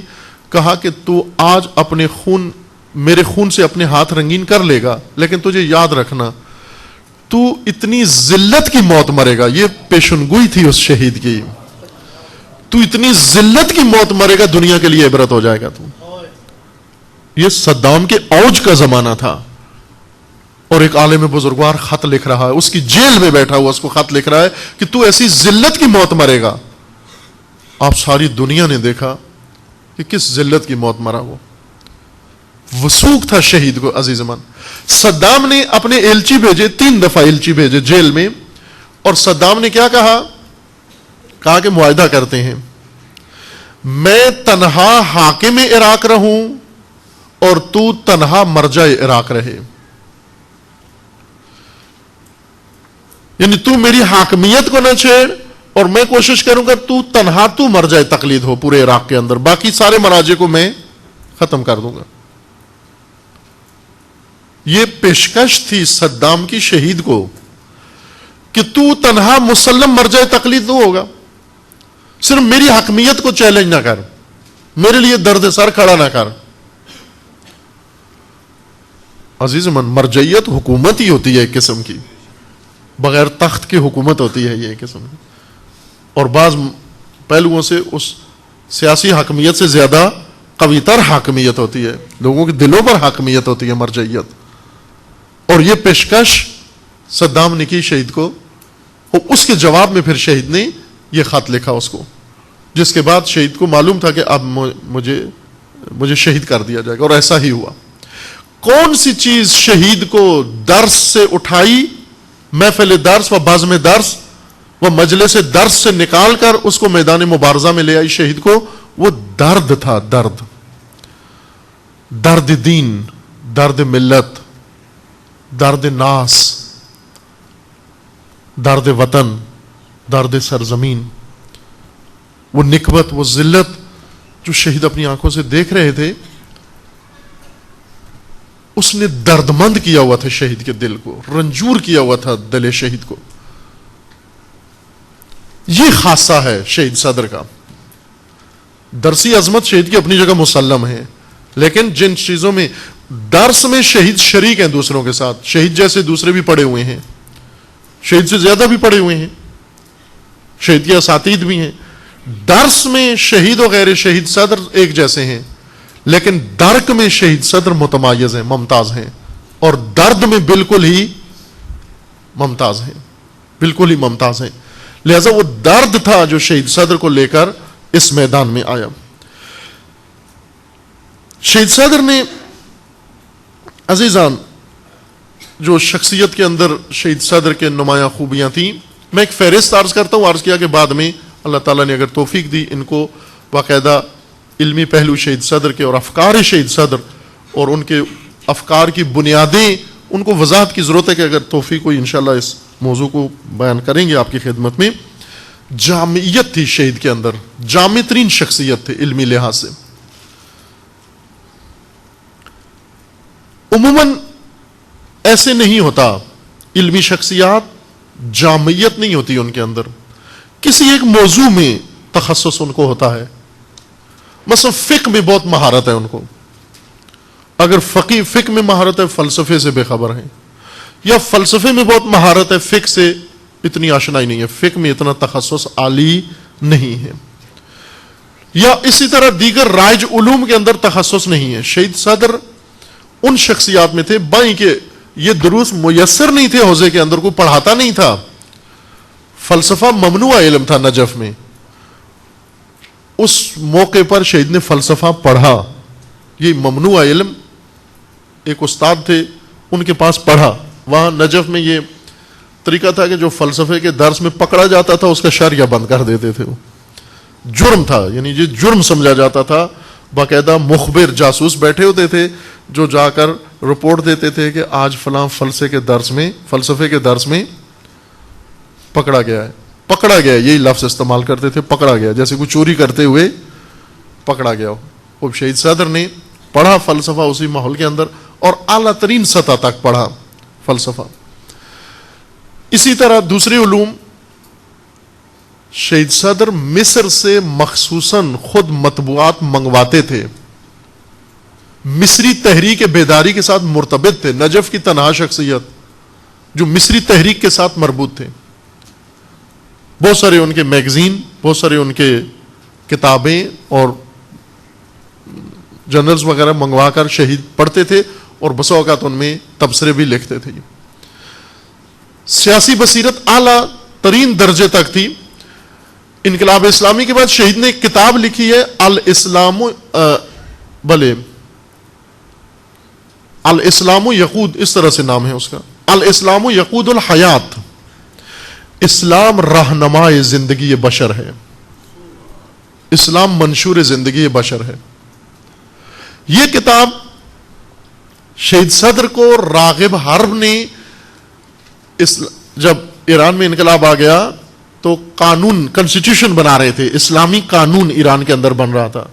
توجہ فرمائیں, شہید صدر نجف میں بیٹھے ہوئے تھے, اور محاصرے میں شہید راغب حرب جو لبنان میں شہید ہوئے تھے, بہت عظیم شہداء میں سے شہید راغب حرب ان عزیزوں میں سے ایک ہیں. حزب اللہ کے جو پیشرو افراد تھے 3, ان میں سے ایک شہید راغب حرب ہیں. شہید راغب حرب، انہوں نے یہ مسودہ قانون کا پہنچایا شہید صدر تک، اور شہید صدر نے وہ مسودہ قانونی دیکھ کر اس کے اندر اپنے افکار و نظریات لکھے، رہنمائی کی۔ ایرانی قانون ساز اسمبلی جس میں خود مجتہدین بیٹھے ہوئے تھے سارے، اس اسمبلی کو یہ کتاب لکھ کے بھیجی، اور اس اسمبلی نے بڑی دقت کے ساتھ پڑھی یہ کتاب، اور کئی شکیں شہید صدر کے مشوروں یا تجاویز کی وجہ سے وہاں اس میں اضافہ کی گئی، یہ بدلی گئی اس کے اندر اسلامی قوانین میں۔ وہ آپ توجہ کریں کہ اس سطح کا بابصیرت مرجع تقلید نجف میں بیٹھ کر، اور قانون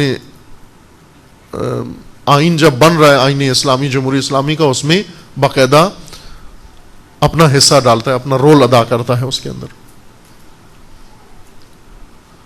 شہید صدر نے باقاعدہ ایک جماعت بنائی حزب الدعوہ کے نام سے، جس کی آج حکومت ہے، نوری مالکی اسی جماعت کا فرد ہے، کہ البتہ بعد میں جو انقلاب اسلامی کامیاب ہوا، شہید نے اس سے لا تعلقی کا اعلان کر دیا، کہا کہ جماعت پارٹی نہیں، اب امامت۔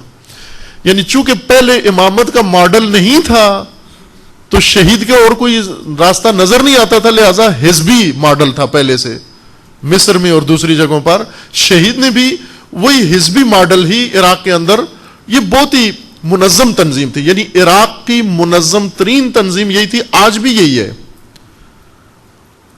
صدام کے زمانے میں یہ تنظیم بنی اور خفیہ تھی، انڈر گراؤنڈ تھی، کسی کو خبر نہیں تھی۔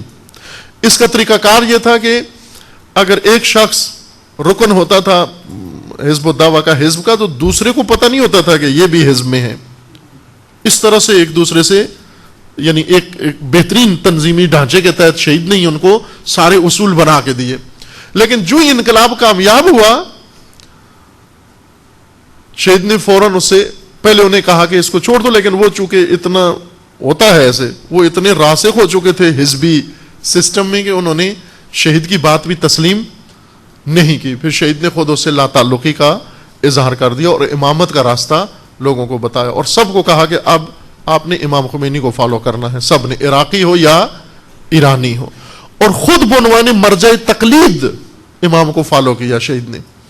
اور یہ جملہ جو معروف سنتے رہتے ہیں آپ کے، ذوبوا فی الخمینی کما ذاب ہوا فی الاسلام، اس طرح خمینی میں ضم ہو جاؤ جس طرح خمینی اسلام میں ضم ہو چکے ہیں۔ یہ بہت اعلیٰ درک ہے، یہ امام شناسی ہے۔ یعنی اگر کہوں آپ کی خدمت میں کہ امام خمینی کو پہچاننے والی ہستیوں میں سے چند ایک انگوش شمار جو ابھی تک پیدا ہوئے، ان میں سے ایک شہید صدر ہیں۔ بلکہ انقلاب کی کامیابی کے بعد یہ ایک سنی سنائی بات ہے، البتہ کوئی اس کا مدرک اس طرح سے نہیں ہے میرے نظر میں، لیکن ہے یہ بات کہ باقاعدہ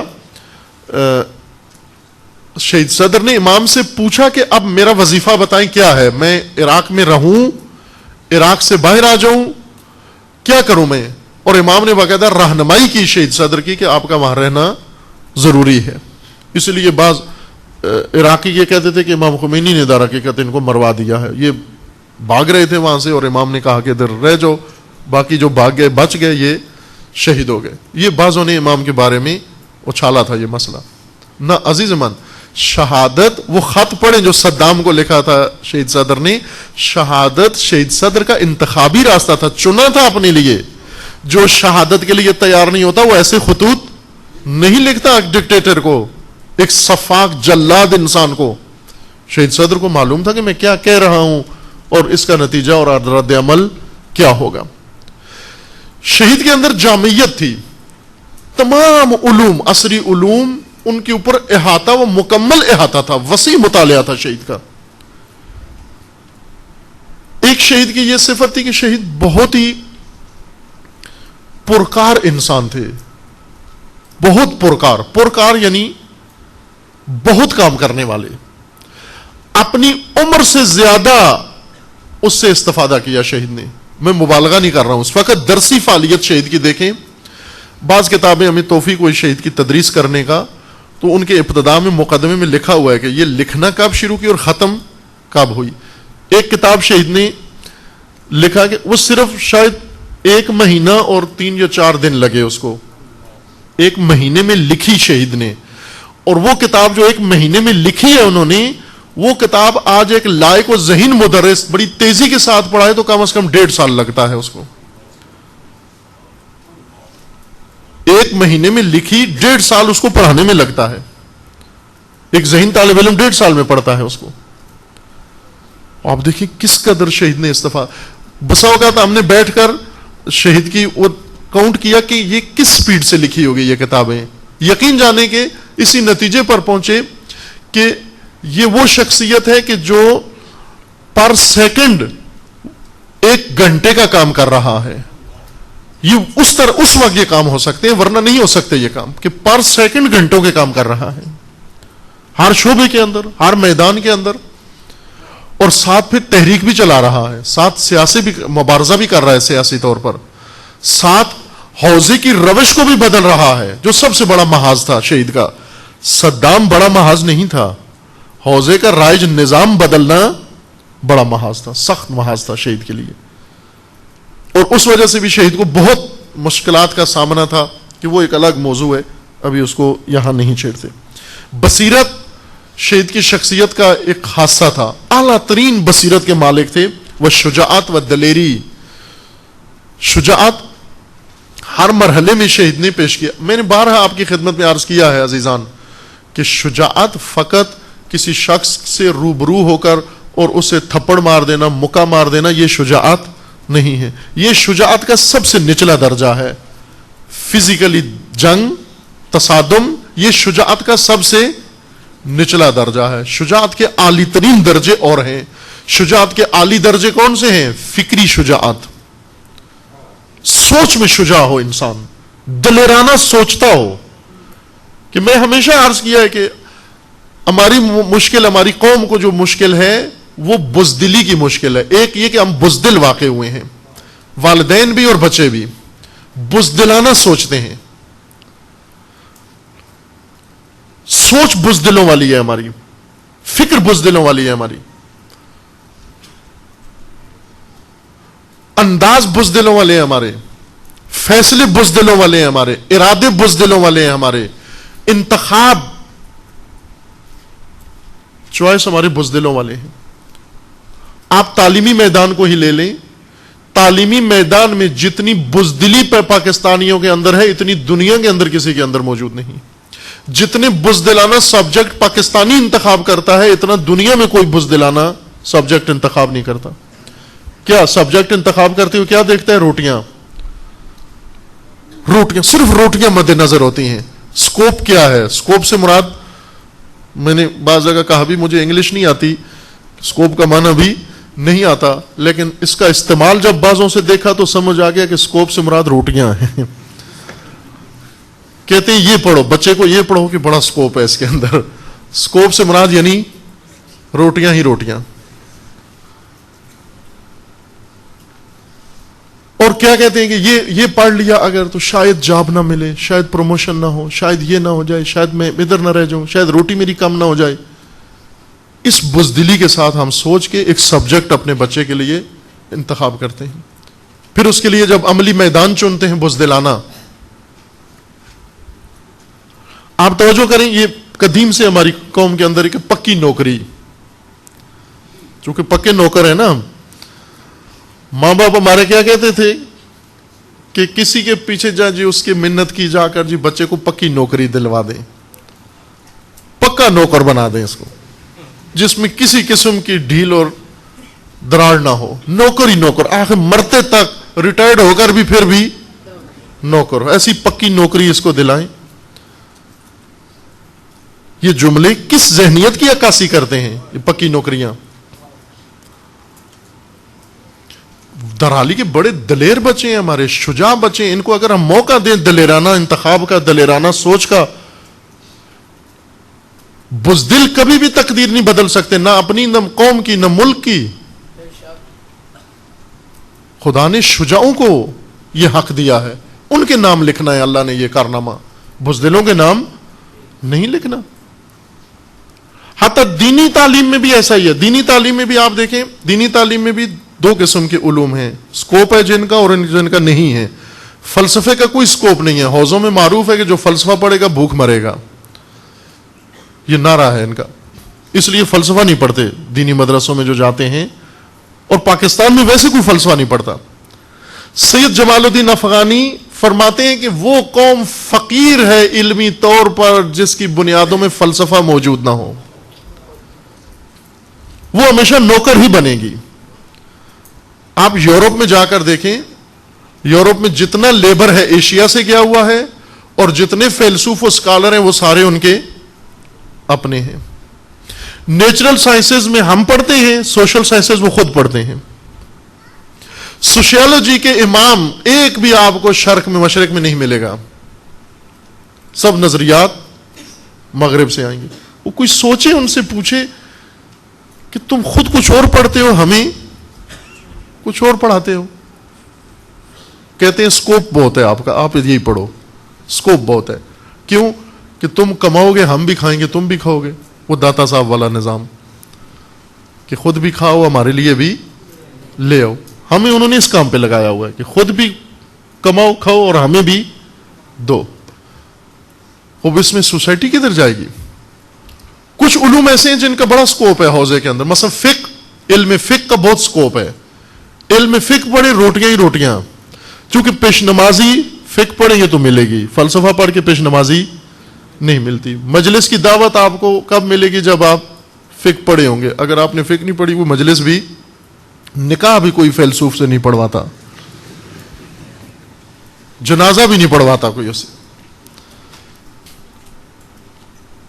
جہاں 200 روپے ملتے ہیں 400، وہ بھی نہیں کوئی پڑھاتا۔ اب کیوں پڑھیں پھر ہم فلسفہ؟ کیوں پڑھیں ایسے علوم؟ یہاں سے انسان بزدل ہو جاتا ہے، انتخاب میں بزدل ہو جاتا ہے، اور یہ بزدلی بہت زیادہ ہے، آگے میں زیادہ اس کو نہیں کھولتا ابھی۔ لیکن شہید ہر میدان میں شجاع نکلے۔ اگر شہید کے خاندان والے جیسے سوچ رہے تھے بچہ بہت اوور انٹیلیجنٹ ہے، اس کو ہم ادھر بغداد کے کسی اچھے ماڈل سکول میں پڑھا کے پھر اس کو امریکہ بھیج دیں اور ناسا میں بھرتی ہو جائے، آج ہم فخر سے کہتے ہیں نا کہ ہمارے بھائی ناسا میں چپڑاسی ہیں۔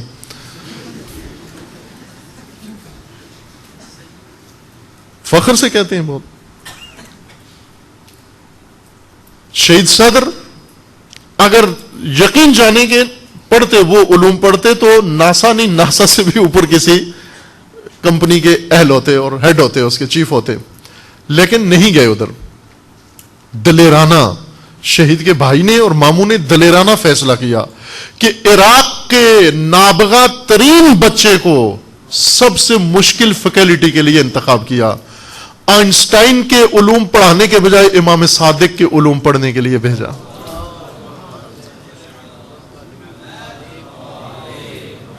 یہ شان ہے، یہ شان ہے، کیونکہ سب سے مشکل فیکلٹی یہی ہے، سب سے مشکل دنیا کی، جس کو ہم ریجیکٹ طبقہ بھیجتے ہیں پڑھنے کے لیے۔ اگر 800 سے نمبر اوپر ہیں تو وہ نیوٹن کے نظریات پڑھے، اگر 300 سے نیچے نمبر ہیں امام صادق کے نظریات پڑھے۔ یہ توہین ہے، یہ سوء ظن ہے ائمہ کے بارے میں، یہ بدگمانی ہے، یہ اہل بیت کے بارے میں ریجیکٹ لوگ بھیجنا توہین ہے ائمہ کی۔ یہ شہید صدر دلیرانہ فیصلہ اقتداء میں ہوا، پھر خود ہر مرحلے میں دلیری دکھائی۔ شہید صدر کو کتاب پڑھنے میں بہت دلیر ہوتے تھے، جو کتاب کوئی بھی نہیں پڑھتا تھا وہ پڑھنا شروع کر دیتے تھے، جو کتاب کوئی نہیں پڑھا رہا ہوتا تھا وہ اٹھا کے پڑھانا شروع کر دیتے تھے۔ البتہ اس کا خمیازہ بھی بھگتنا پڑتا تھا شہید کو، اور آخری یہی فتویٰ تھا کہ شہید صدر کے بارے میں فتویٰ صادر ہوا کہ یہ اسلام سے خارج ہیں۔ لیکن دلیری دکھائی، شجاعت دکھائی۔ ہماری قدیمی کتابیں ہیں، ان کے چونکہ ہمارے سلیبس میں یہ نقطہ شامل ہے دینی سلیبس میں کہ کتاب جتنی زیادہ قدیمی ہو اتنی زیادہ مقدس ہوتی ہے، اور جتنی جدید ہو اس کا تقدس اتنا کم ہوتا ہے۔ مثلا اگر اسی ہفتے چھپی ہے وہ تو بالکل ہی کسی قابل نہیں ہے، اس سال چھپی ہے، آپ پہلے اس کی دیکھو کہ یہ کس نے لکھی، کس سن میں لکھی۔ ہماری جو بعض شعبوں میں جو لیٹسٹ سب سے تازہ ترین کتاب پڑھائی جاتی ہے وہ 800 سال پہلے کی ہے، 900 سال پہلے کی ہے، جدید ترین تالیف، چونکہ مقدس ہے بہت۔ جدید کتابیں ہوں گی اس میں کوئی تقدس نہیں ہے۔ اس لیے بعض درسی کتابیں ناموزوں تھیں، مناسب نہیں تھیں، لیکن کوئی جرت نہیں کرتا تھا ان مقدس سلیبس کے سامنے سلیبس کی کوئی نئی کتاب لکھے. شہید صدر نے اس پورا سلیبس نیا لکھ کر پیش کر دیا کہ یہ پڑھو. دلیری و شجاعت دکھائی شہید نے ہر میدان میں. صدام کے مقابلے میں شجاع، علمی میدان میں شجاع، فکری میدان میں شجاع، عملی میدان میں شجاع، مبارزے کے میدان میں شجاع، ہر میدان میں دلیر و شجاع. اور مسئولیت شناس انسان تھے شہید. وہی درد جو شہید کے اندر موجود تھا اس نے شہید کو مسئولیت پذیر و مسئولیت شناس انسان بنایا. شہید کی گردن میں کسی نے مسئولیت نہیں ڈالی، خود بڑھ کر یہ بوجھ اپنے ذمہ لیا اور اس راہ میں اپنا خون بھی پیش کر دیا. اطاعت از امام عرض کیا کہ شہید کے بہت بڑی خوبیوں میں سے ایک بہت نمایاں خوبی امام خمینی کی اطاعت تھی. محض اطاعت، امام کی بات پر کوئی بات نہیں کرتے تھے. اور کہہ دیتے تھے جب امام نجف میں گئے، یہ کئی دفعہ اشارہ کیا ہے کہ امام کو جلا وطن کیا گیا تھا. نجف میں امام خمینی کو جلا وطن، آپ کو پتہ ہے کہ اس جگہ کیا جاتا ہے جہاں تکلیف دہ جگہ ہو. شاہ نے جب امام خمینی کو ترکی بھیجا، ترکی میں چند دن قبل میں پڑھ رہا تھا، آغا کراتی نے یہ ماجرا نقل کیا ہے، یہ پہلی دفعہ سنا تھا میں نے. انہوں نے ذکر کیا کہ ترکی میں ترکی انٹیلیجنس کا چیف ایک دن امام کو آیا، اپنی گاڑی میں بٹھا کر کہا کہ آئیں آپ کو ایک جگہ دکھاتے ہیں. استنبول کے باہر لے گئے اور لے جا کر ایک جگہ بتائی، ایسے صحرا سا تھا، اور کہا کہ یہ جگہ آپ کو پتہ ہے کیا ہے؟ امام نے کہا نہیں مجھے نہیں معلوم کیا ہے. اس نے کہا کہ یہاں پر 40 علماء کو ہم نے قتل کیا ہے. 40 ترکی کے سنی علماء اہل سنت، ترکی کی حکومت نے ان کو قتل کر کے یہاں پر انہیں گمنام دفن کر دیا ہے. دھمکی دے رہا تھا کہ اگر وہ کیا کہا کہ وہ بھی آپ کی طرح تھے، آرام سے ٹک کے نہیں بیٹھتے تھے. تو ان کا یہ نتیجہ ہوا کہ یہاں پر 40 علماء ہم نے دفن کر دیے. امام نے اس کے سامنے کہا کہ کتنے خوش قسمت لوگ ہیں یہ کہ جنہوں نے اپنا فریضہ ادا کر کے یہاں پر آ گئے، تو ہم کتنے سست لوگ ہیں کہ ابھی تک اس مقام تک فائز نہیں ہو سکے. کہ میں رشک کر رہا ہوں ان علماء پر جنہوں نے کچھ تو کیا کہ یہاں سو رہے ہیں آ کر، اور میں ابھی تک زندہ ہوں. اس کا مطلب ہے میں ابھی سست ہوں، میں ابھی اس مقام پر نہیں پہنچا ہوں. کھسیانہ سا ہو گیا. کیا کس لیے لایا تھا؟ دھمکانے کے لیے، ڈرانے کے لیے، لیکن جواب سن کر خود مرعوب ہو گیا. اس نے خط لکھا شاہ کو کہ آپ جلدی اس جلا وطن کو لو ورنہ ترکی کی حالات خراب ہو جائیں گے. کہ یہ واپس لو اپنا، یہ جو بھیجا ہے ہم سے نہیں سنبھالا جاتا. یہ اب ان کو مصیبت پڑ گئی کہ امام کو کدھر لے کر جائیں. ایران واپس بھی نہیں لا سکتے تھے، ترکی بھی قبول نہیں کر رہا. تو انہوں نے مشورہ کیا. شاہ نے کہا کہ سوچو کہ کیا کریں. اب سوچ رہے تھے کہ کدھر مثلا ان کو لے کر جائیں. ایک وزیر نے مشورہ دیا کہ ہم ان کو عراق میں نجف میں بھیجتے ہیں. لکھا ہوا ہے یہ باقاعدہ اس ہسٹری میں لکھا ہوا ہے کہ اس میٹنگ کے اندر شاہ نے ایک بہت موٹی سی غلیظ گالی دی اس کو، منسٹر کو، کہ میں کہہ رہا ہوں اس کو جلا وطن کرو، تو کہتے ہیں نجف بھیج دو اس کو. یہ تو ایسے ہی ہے کہ کسی مچھلی کو خشکی سے پکڑ کے دریا میں ڈال دو. تو مچھلی کو دریا میں ڈالو تو جلا وطن کیا اس کو ہم نے، یا اس کو تو اس کی اور مزید اس کی حیات میں ڈال دیا ہے. تو نجف تو ایک فقیہ مجتہد کے لیے سب سے بہترین جگہ ہے. اس نے کہا کہ جناب شاہ صاحب آپ تحمل سے میری بات سنیں، میں پوری بات کر لوں پھر آپ بتائیے. تو اس نے کہا بتاؤ. پوری بات یہ ہے کہ ہم نے نجف کو تیار کیا ہے. کیا تیار کیا ہے؟ کہا کہ نجف ایک، اس کی تشبیہ، اس کے جملے تھے یہ کہ ایک بہت بڑا سمندر ہے اور اس سمندر کے اندر ویل مچھلیاں ہیں، بہت بڑی بڑی شارک مچھلیاں ہیں، اور ان کو ہم نے تیار کیا ہوا ہے، وہ ہمارے ساتھ رابطے میں ہیں. اور یہ صاحب جب یہاں سے جائیں گے، ہمارا سفارت خانہ بھی ہے، ہم سے مربوط ویل مچھلیاں بھی ہیں، ہم سے مربوط شارک مچھلیاں بھی ہیں. تو بالکل ان کا ایسا آڑے ہاتھوں لیں گے کہ آپ کو پتہ چل جائے گا، چونکہ یہ روحانی ہے، عالم مجتہد ہے، مجتہد کو کبھی غیر مجتہد ساکت نہیں کر سکتا، ڈاؤن نہیں کر سکتا، یہ مجتہد کے ہاتھوں ہی پٹے گا، اور یہ کام ہم نے کر رکھا ہے پہلے سے۔ شاہ بہت خوش ہوا، اس کو زہرا انعام بھی دیا اس نے کہ یہ بہترین تجویز ہے۔ اس طرح نجف کو تیار کیا بعض لوگوں کو، اور امام کو نجف بھیجا انہوں نے۔ توجہ کریں ابھی، اور وہ شارک مچھلیاں تیار تھیں اور انہوں نے کام کیا اپنا۔ جو امام نجف میں داخل ہوئے انہوں نے پروپیگنڈا شروع کیا کہ روزہ خان آ گیا ہے، پھر کہا کمیونسٹ آ گیا ہے، پھر کہا سوشلسٹ آ گیا ہے، پھر کہا معاذ اللہ ملحد آ گیا ہے، کیا اور کیا امام کے نام پر۔ امام خمینی کہ یہ صاحبان امامہ یہ کام کر رہے تھے وہاں پر، باقاعدہ ایک تحریک چلائی ہوئی تھی امام کے خلاف انہوں نے، امام کی کردار کشی کے لیے۔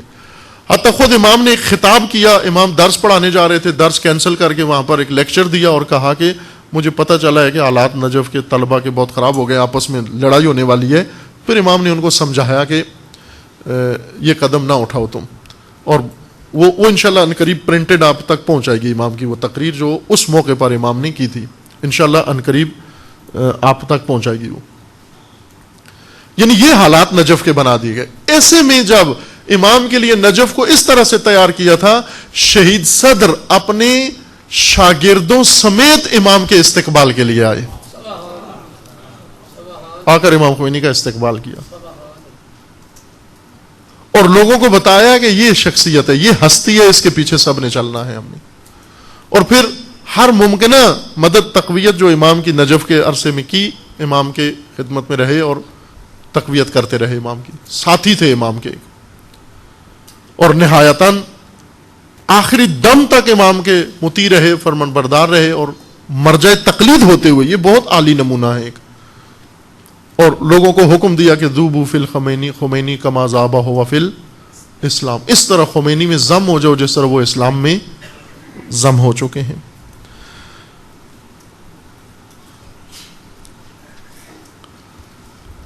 شہید کے بہت سارے کارنامے ہیں جو عرض کیا کہ شہید نے انجام دیے ہیں۔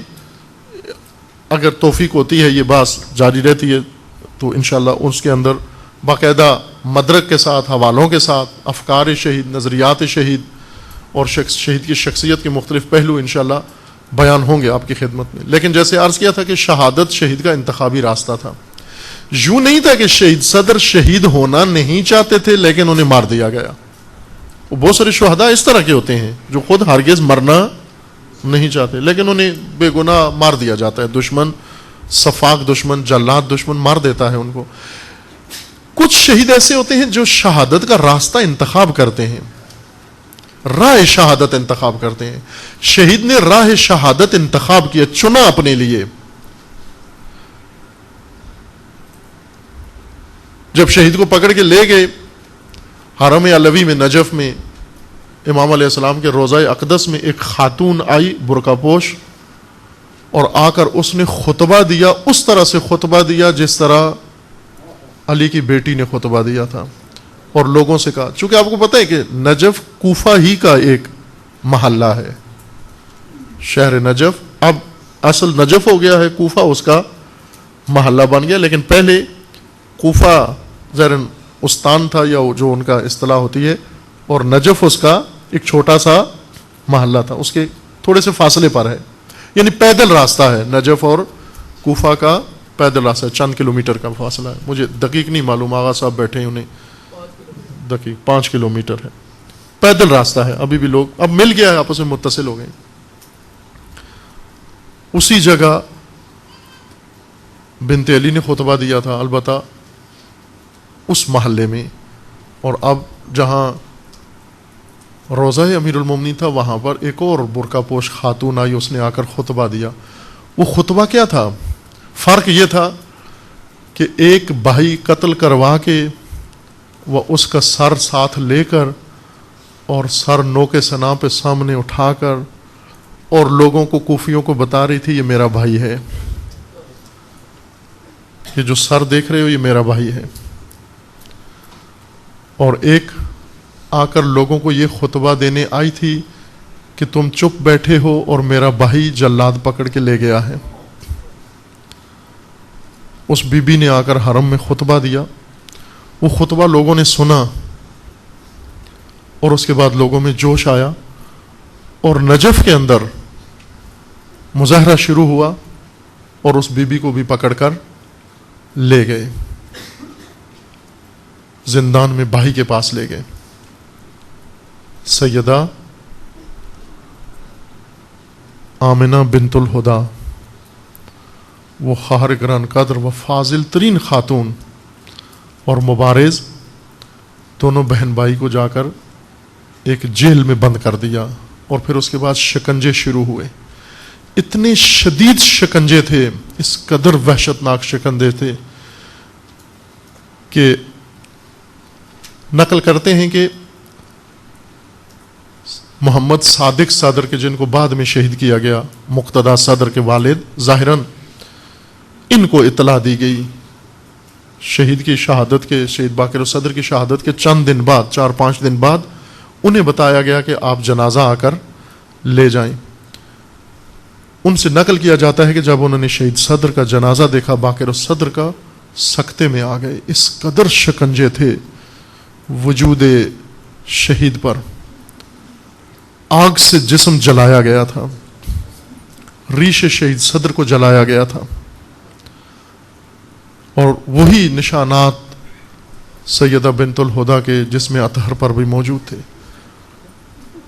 کوئی ناقل راوی وہاں نہیں تھا جو نقل کرے کہ کس عالم میں دونوں مظلوموں نے جان دی ہوگی, لیکن وہ شکنجے بتاتے ہیں کہ بہت سسک کے جان دی ہوگی, لیکن دلیرانہ جان دی ہے, شجاعانہ جان دی ہے, انتخاب کیا ہے راہ حسین ابن علی کو. اور یقیناً جہلوں میں جلادوں کے شکنجوں کے نیچے پانی پلا کے شہید نہیں کیا جاتا. زیادہ قوی توقع ہے, امکان یہی ہے پیاسا مارا ہوگا, اسی طرح سے جس طرح سید الشہداء کو پیاسا شہید کیا گیا تھا. لیکن کتنا دردناک ہوگا, نہ جانے پہلے بھائی شہید ہوا یا پہلے بہن شہید ہوئی, کون پہلے شہید ہوا. لیکن یہ تاریخ بتاتی ہے کہ بہن بھائی کو شہید ہوتے ہوئے دیکھ کر بہت زیادہ مشکل میں پڑ جاتی ہے. لیکن اگر بہن کو پہلے شہید کیا جاؤ گے, بھائی کی غیرت کا مسئلہ ہوتا ہے. سید الشہداء روز عاشور جنگ کے دوران شمر نے ایک چال چلی. جب امام پیاسا حسین جنگ کر رہا تھا اور وہ جنگ کی تاب نہیں لا رہے تھے, اس لعین نے ایک شعار دیا, اور وہ شعار یہ تھا کہ خیموں پہ حملہ کرو, حسین کے خیموں کا رخ کرو. حسین نے جنگ روک دی, پیاسے حسین نے جنگ روک دی اور فرمایا خبردار, خیموں میں میری ناموس بیٹھی ہے, خیموں میں علی کی بیٹی بیٹھی ہے, خیموں میں فاطمہ کی بیٹیاں بیٹھی ہیں, اور ابھی میں حسین زندہ ہوں, اور جب تک میں زندہ ہوں کسی کو خیمے کی طرف جانے کی جرت نہیں ہوگی, چونکہ بھائی کی غیرت کا مسئلہ ہوتا ہے. عزیزان, بھائی کی غیرت کا مسئلہ ہوتا ہے. نہ جانے اس زندان میں بھائی کی غیرت کا پہلے امتحان ہوا یا بہن کے صبر کا پہلے امتحان ہوا, بہن کے صبر کا پہلے امتحان ہوا.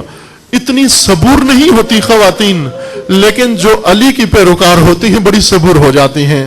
اور بنت علی اس وقت بہت صبور ہو گئی جب آ کر اپنی آنکھوں سے تل زینبیہ پہ کھڑے ہو کر دیکھ رہی تھی. عجیب منظر تھا جو کوئی بہن برداشت نہیں کر سکتی. ایک طرف سے شمر لعین خنجر لہراتا ہوا آیا اور آ کر بیٹھی, آ کر کھڑی ہوئی, تل زینبیہ پر کھڑی ہوئی, اور دیکھا اس لعین نے زانو خم کیا اور پشت حسین پہ رکھ دیا, اور یہیں سے فریادیں کرنے لگی, یہیں سے پکارنے لگی واہ حسینہ, یہیں سے پکارنے لگی واہ محمدہ, واہ مصیبتہ.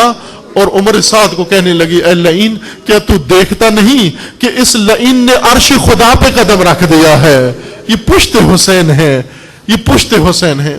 معلوم نہیں بھائی کی غیرت کا پہلے امتحان ہوا تھا یا بنت الہدا کے صبر کا پہلے امتحان ہوا تھا.